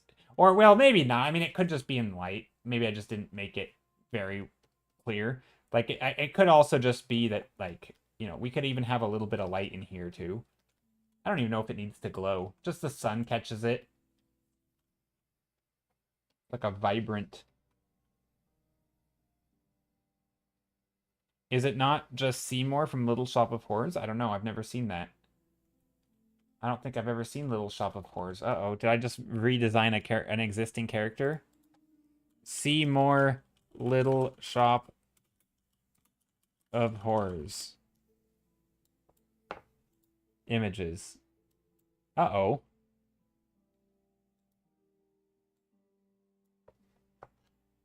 I mean, it's just a big plant. A big carnivorous plant. It is similar. Totally. Yeah, kinda. Big, giant carnivorous plant. I totally, yeah. It's very similar. Does this one have eyes? Not really. Maybe. It's similar. For sure. No, they are different. Seymour was... Yeah, I mean, it's definitely similar. And, you know, I mean, there are, you know, like, the idea of making this part, like, more, like, jaw-shaped is kind of interesting. Definitely some choices there. You know, probably better shape design than I had, so that's smart. Actually, you know, I considered that those red lips, like, I have a little bit of orange here. They really played it up with the red on the lips that, like, real plants have for the Little Shop of Horrors one. I don't think I like the circular design pattern here. Although it's probably pretty similar to real-life plants, right?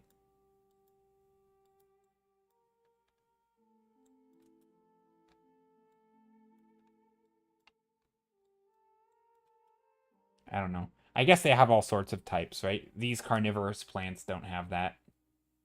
Um, these don't have that, as far as I know. I can't tell. I haven't seen the backside of those. They're all different, though.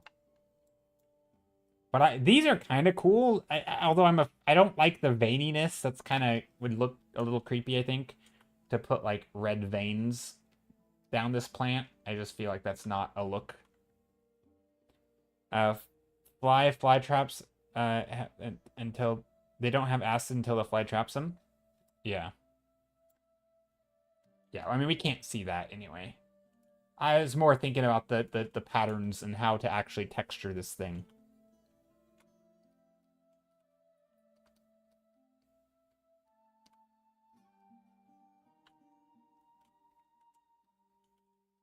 Hmm.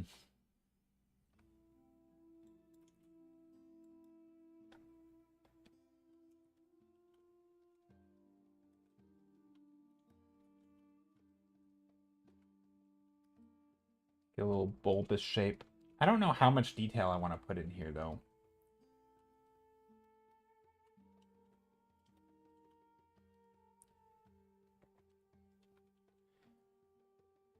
I mean, they probably should have some sort of...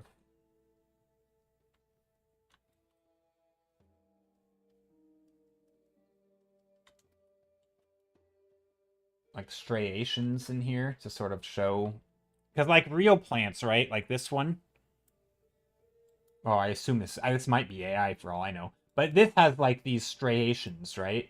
These right, like even the leaves has the lines, but especially this type of material, right? You can they'll I don't know what you call them.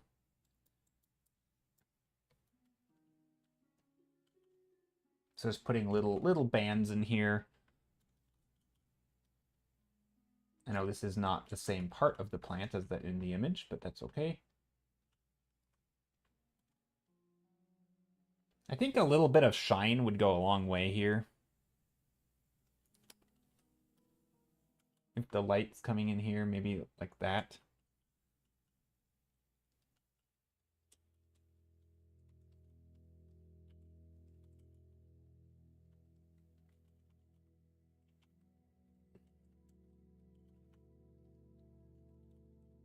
Where do we put the light is the question.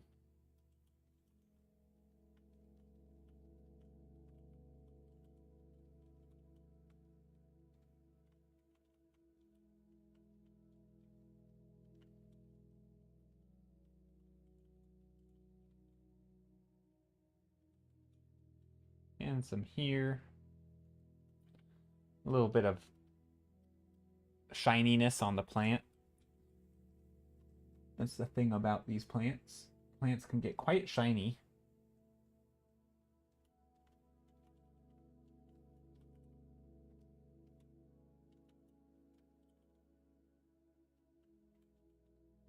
If the light is coming down straight, maybe we'll do that.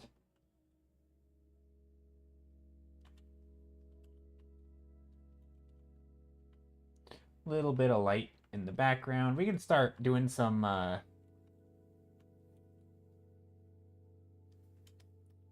surface lighting.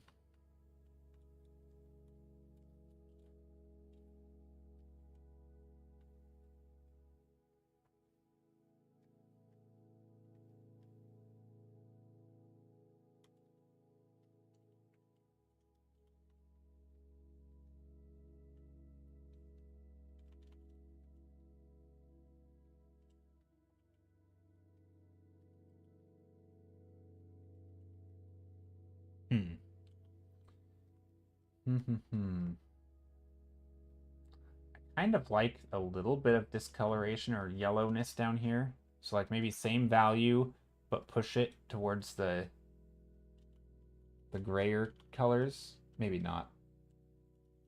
It's too round. I think this thing needs more gesture. This is where the now I'm trying to like that little Shop of Horrors thing is stuck in my head with like these having the shapes carved. And I don't know if I don't think I want to go like that. That's a lot. I mean, this shape is still not bad. Maybe another shape on the bottom. Okay, I'm gonna make a new layer. Oh, that study from today with all those jagged rocks is from Madagascar. They're Tsingy de Bemaraha National Park. Oh, interesting. Okay, I'm gonna sketch on top of this. And maybe I'll find some shapes that are interesting.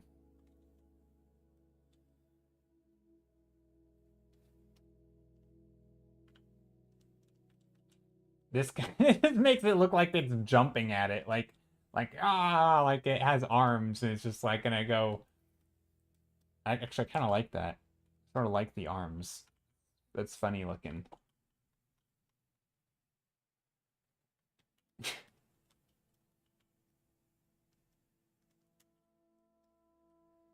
don't know if I like that actually.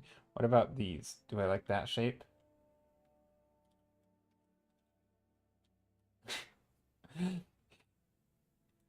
Piranha plant? A little bit, yeah. That's a real plant, right? Piranha plant? Yeah. Oh no, that's the Mario thing. Never mind. What is it based on? I just assumed some Venus flytrap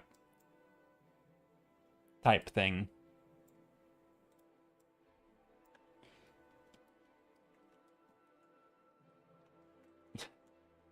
Having little arms that jump at the thing is kind of funny.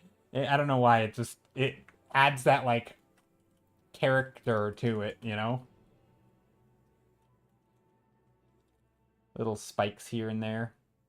Just things that show how dangerous it is. And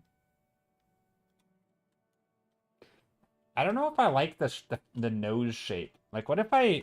Yeah, now I'm painting on different layers, but, like, what if I just make it round? That does look like the piranha plant. Piranhas, I'd assume. Yeah, but also that's very clearly based on, like... Like, the Mario piranha plant is very clearly based on, like, a Venus flytrap. They might also look like a piranha, but, like...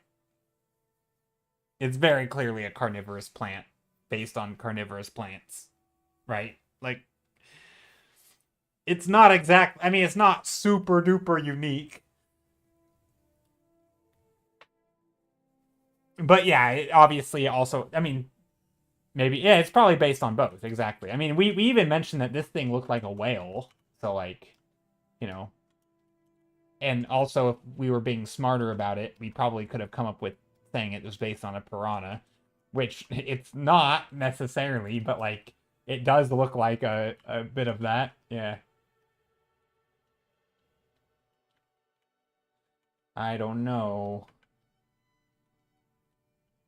I mean, I don't mind too much if I end up designing something that more or less already exists, that's fine.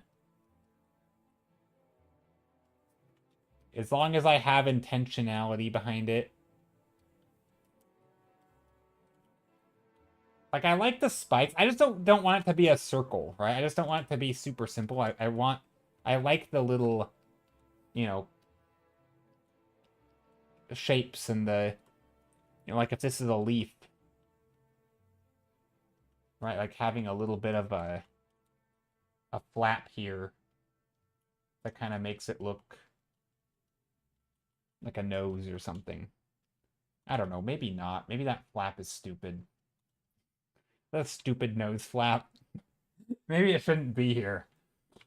Uh,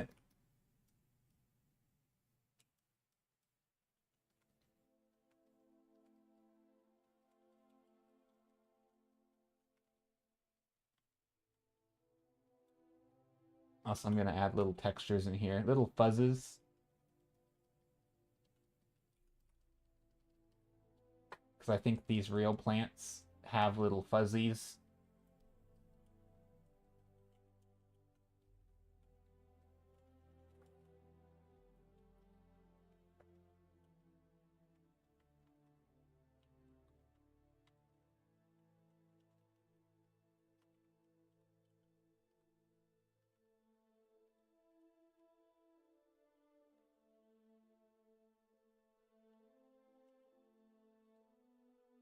Maybe that's good. Just something like that.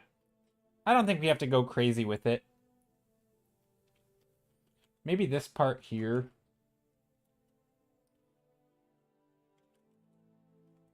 is not very well defined.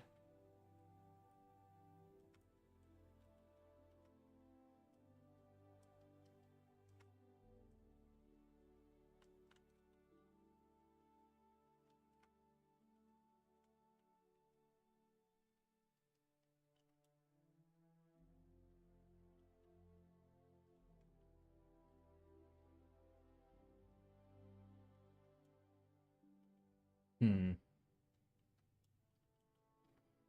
I don't know.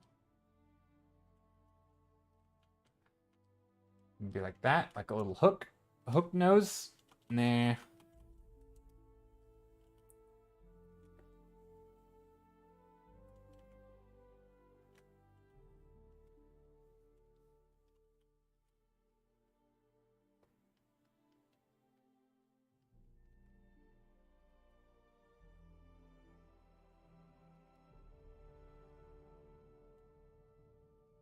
Also, this thing is not symmetrical.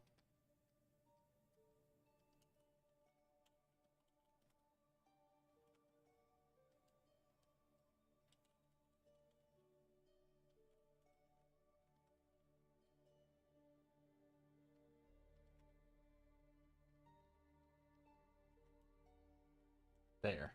That's looking more and more creepy by the minute as I make this thing slightly more realistic.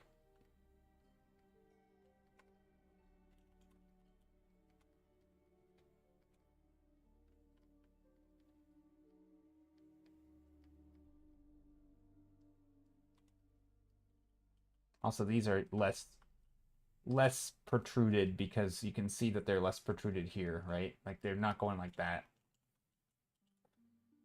Maybe there's smaller ones here.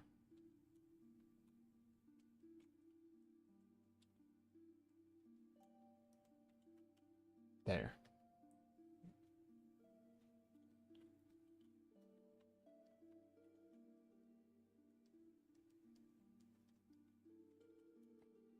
The jaw of the thing. I don't know. It's kind of fun.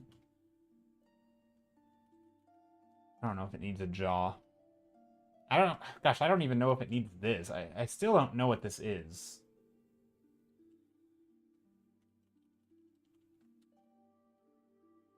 Let's paint it out for a bit. Let's just take a step back. Get rid of it.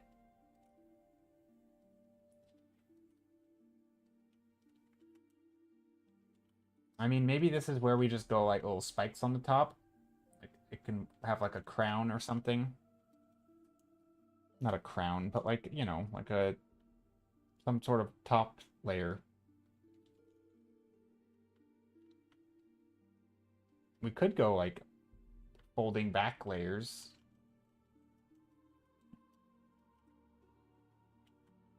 Lots of options here.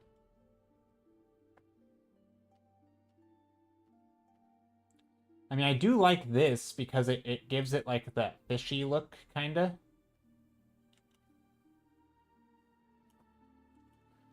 But maybe we just do that without that layer. Like this is just the, like that. So we don't have the nose flap, but we do have like the little, just give it a nose straight up.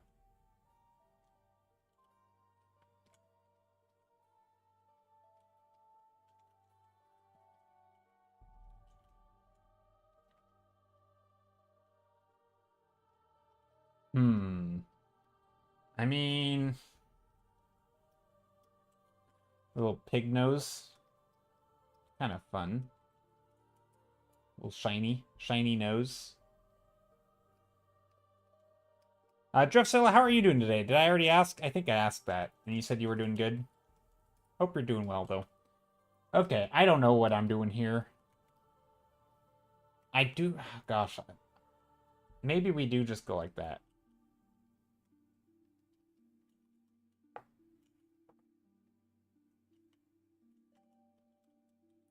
This is the center line. So let's draw that.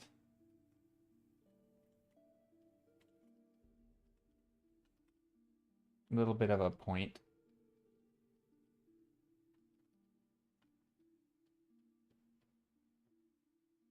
Yeah, I lied though. I'm feeling kind of burnout creeping in. Oh no. Sorry to hear that. That sucks. Maybe take a break. Do something different. Play some games. Go for a walk. Sorry, I shouldn't be spitballing ideas at you. You didn't ask for my suggestions.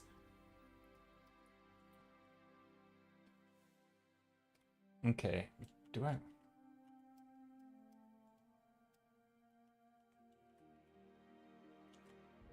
All good? Okay.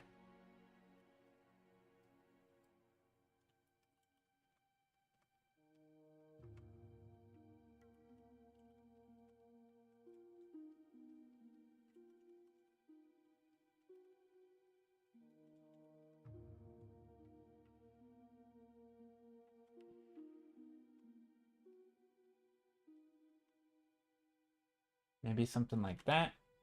No, that's dumb. I do like... Gosh, I keep coming back to this shape, and I don't know why.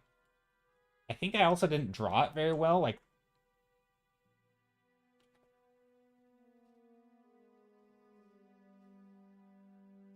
I saw like a big old dust. I think it was dust. It could have been a spider.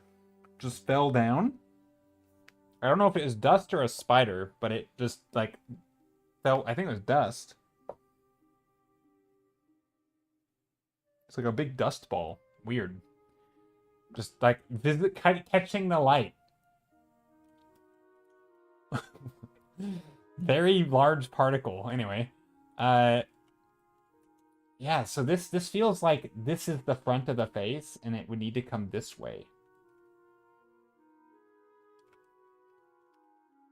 And then when I draw it this way to make it more accurate, it looks worse. Dang it! Why does the shape look better when it's not accurate, and then when I make it more accurate, it looks terrible?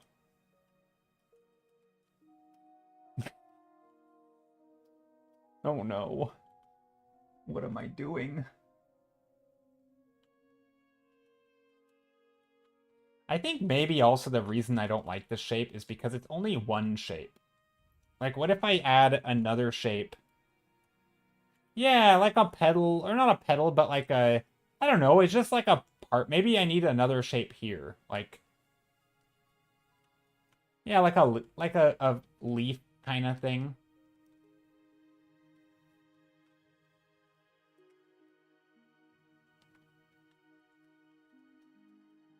Just a shape. Honestly, the main thing is just like a shape.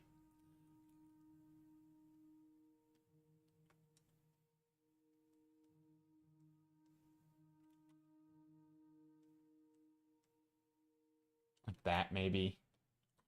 And so we have these little shapes that like wrap around. Like supporting structure things. I don't know. Maybe it's stupid. Maybe that's dumb. Get rid of it. Erase, erase, erase.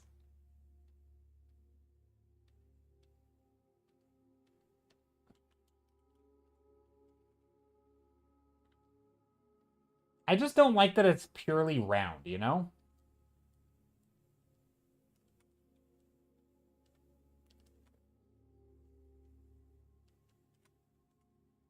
Like having some hard shapes here that kind of give it like a some planes of the face or, you know, planes of the plant. I think that's what I'm looking for is just planes. I want not just a round shape.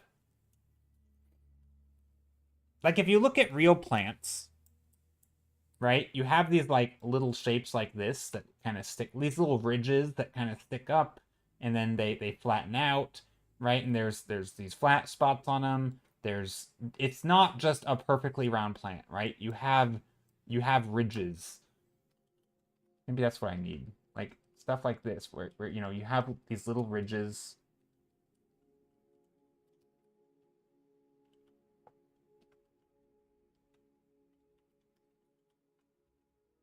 It's not perfectly right. It's not flat all the way around. You have you maybe like silhouettes like this, right? Where it's like I guess they start on the other spots. Maybe stronger lighting. Yeah, maybe. But I think it's more of a silhouette issue. It might be a lighting issue.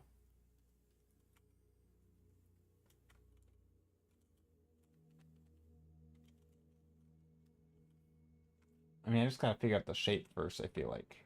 The lighting, I mean, we can definitely add lighting to carve out the shapes and the forms. But yeah, maybe here we start doing that. Maybe that's what I do. Ooh, that's not a bad shape. That gives it like a little bump still, but it's part of the plant.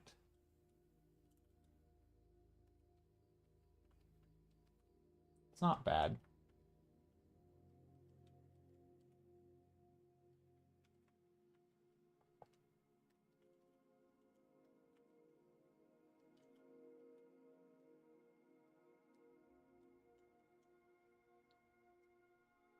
Now, do we go on the bottom here too? Like this? Like a fish? This looks very fishy.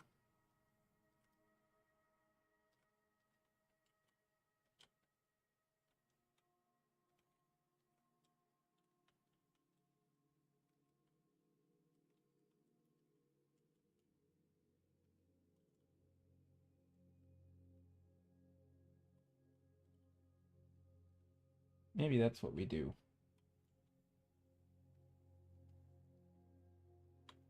When I came in, I thought it was underwater scene. Yeah. It looks like an underwater. I mean, because it looks like a fish, right? Like it definitely has a fishy vibe to it, and also the colors. Yeah, that's fine. I think it's okay to mistake it as an underwater scene. I mean, maybe it is underwater, but this should hopefully give it the indication that it's not. Yeah, I don't know. It's not a perfect scene. Right? I'm not doing a great job at it.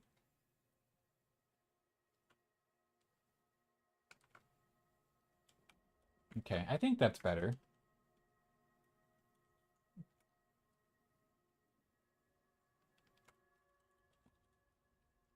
A little bit of rim light there. Might be a bit intense, but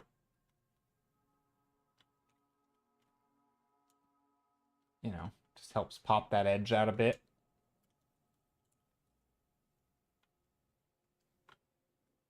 Something like that.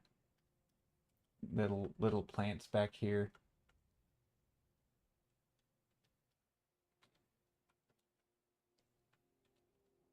Just some silhouettes. Super simple. Just almost like gestural lines back here. Just to add a little bit of something, you know?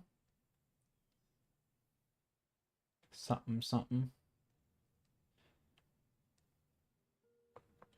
Not trying to make them bright.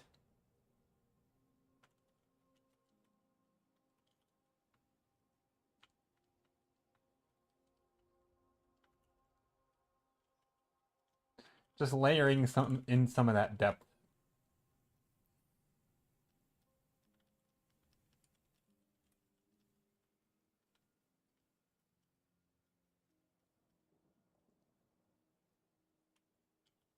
But yeah, maybe the lighting could be upped a bit.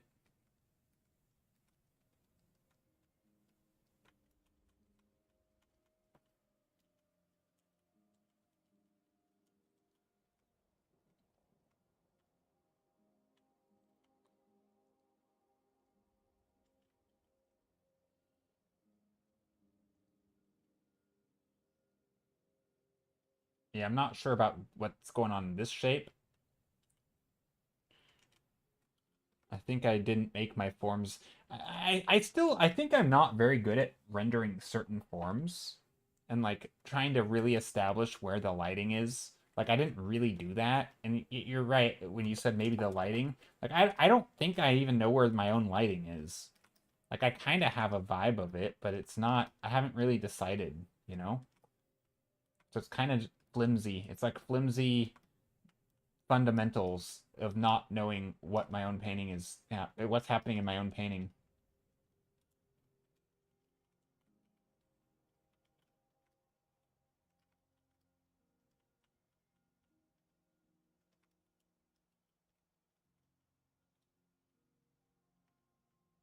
Um, like I kind of just like vaguely above, right? Like I know it's vaguely above us, and it's kind of a soft light.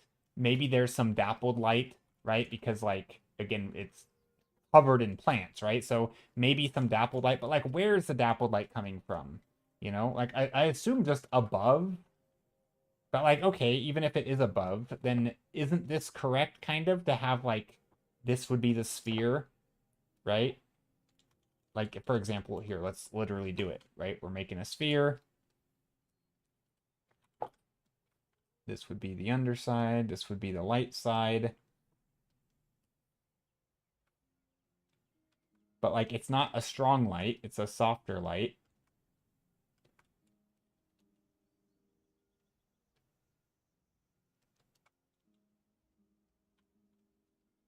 Right? But also we have obviously some bounce light, but we do occasionally have direct light, right? We have occasionally some harsher light maybe, like little dappled spots here and there. And like it's kind of the same direction as the skylight. And like that's kind of how I'm thinking the lighting is. It was pretty basic. Maybe that's just bad lighting choices. Or maybe we need more of that the direct light of and making that choice of saying, okay, well here's the light falling down on this thing.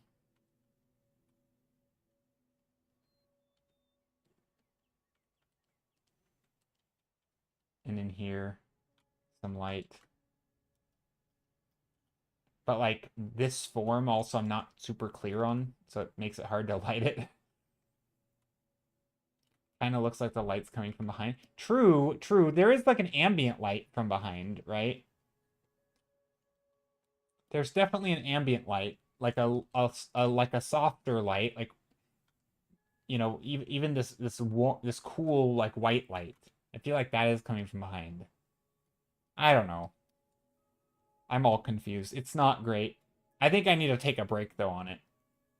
But no, no, no. You know, I want to raid. I want to raid Casey Snow today. And doesn't she stream in 20 minutes? So we're gonna wait because it's been a while since I've raided her. Because I keep ending stream early.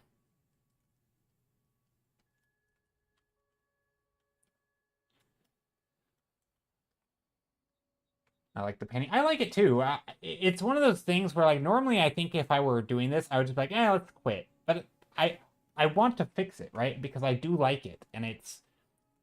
I think these are the paintings that, in some way, I struggle the most with because I care most about them. A lot of paintings, I just, it's a 1 day painting. It's for practice, and this is kind of that. Um, but I feel like I'm onto something with like composition and storytelling, and I like it. It's a little bit different than what I normally do. And there's some qualities that are nice.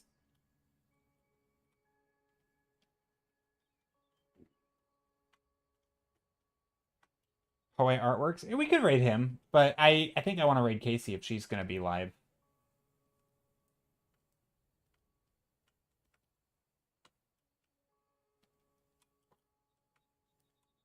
Because like I say, it's been a while since I raided Casey.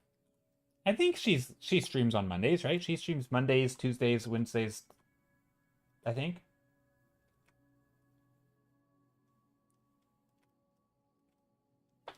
I should probably just check Discord and see. Maybe she sent a message being like, no stream today.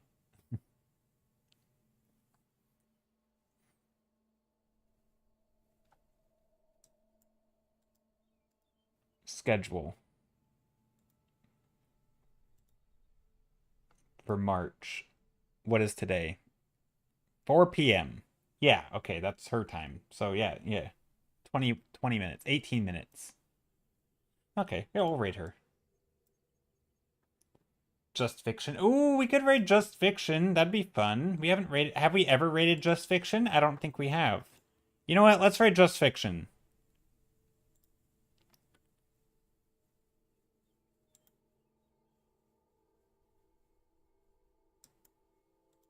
Okay, we're gonna go over there then. That's a good person to raid. And then maybe they'll raid at some point Casey.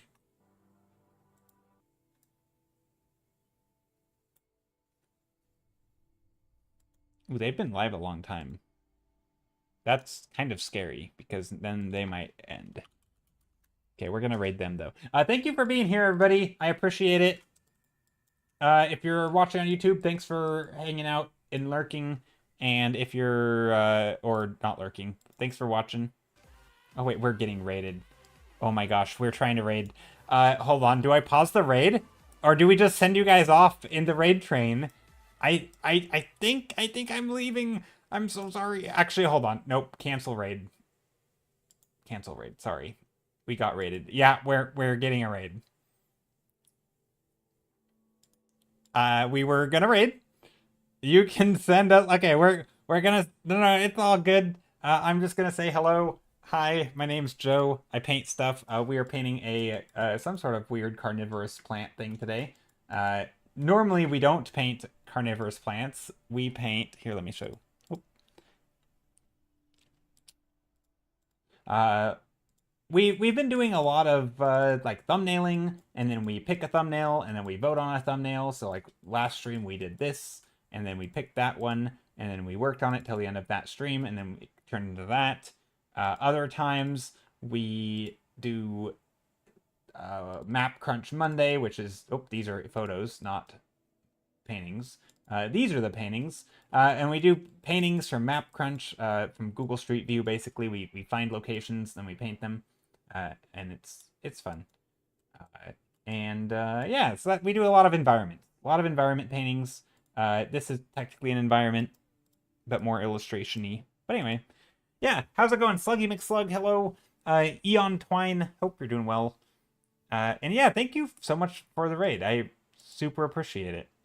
Thank you for bringing your community over. What were you working on today? Would you like to do art? Would you like to share the art tax? Or pay the art tax, not share it. You're paying it. We love art. We also love art here. But I also am gonna end because I'm tired and I love my rest. So, but oh, you were doing Witcher 1. Nice. I don't know if I've ever seen Witcher 1. I think the first Witcher game that I ever saw, I think, was like 3, and it wasn't that like super like detailed and like people were praising it for its graphics and stuff. I feel like I've never seen the gameplay of Witcher 1.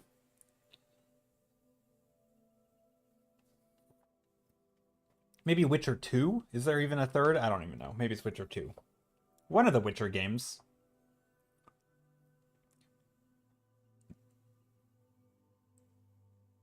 That little mosquito is phenomenal. Oh, thanks. Yeah, it's a little mosquito trying to fly away.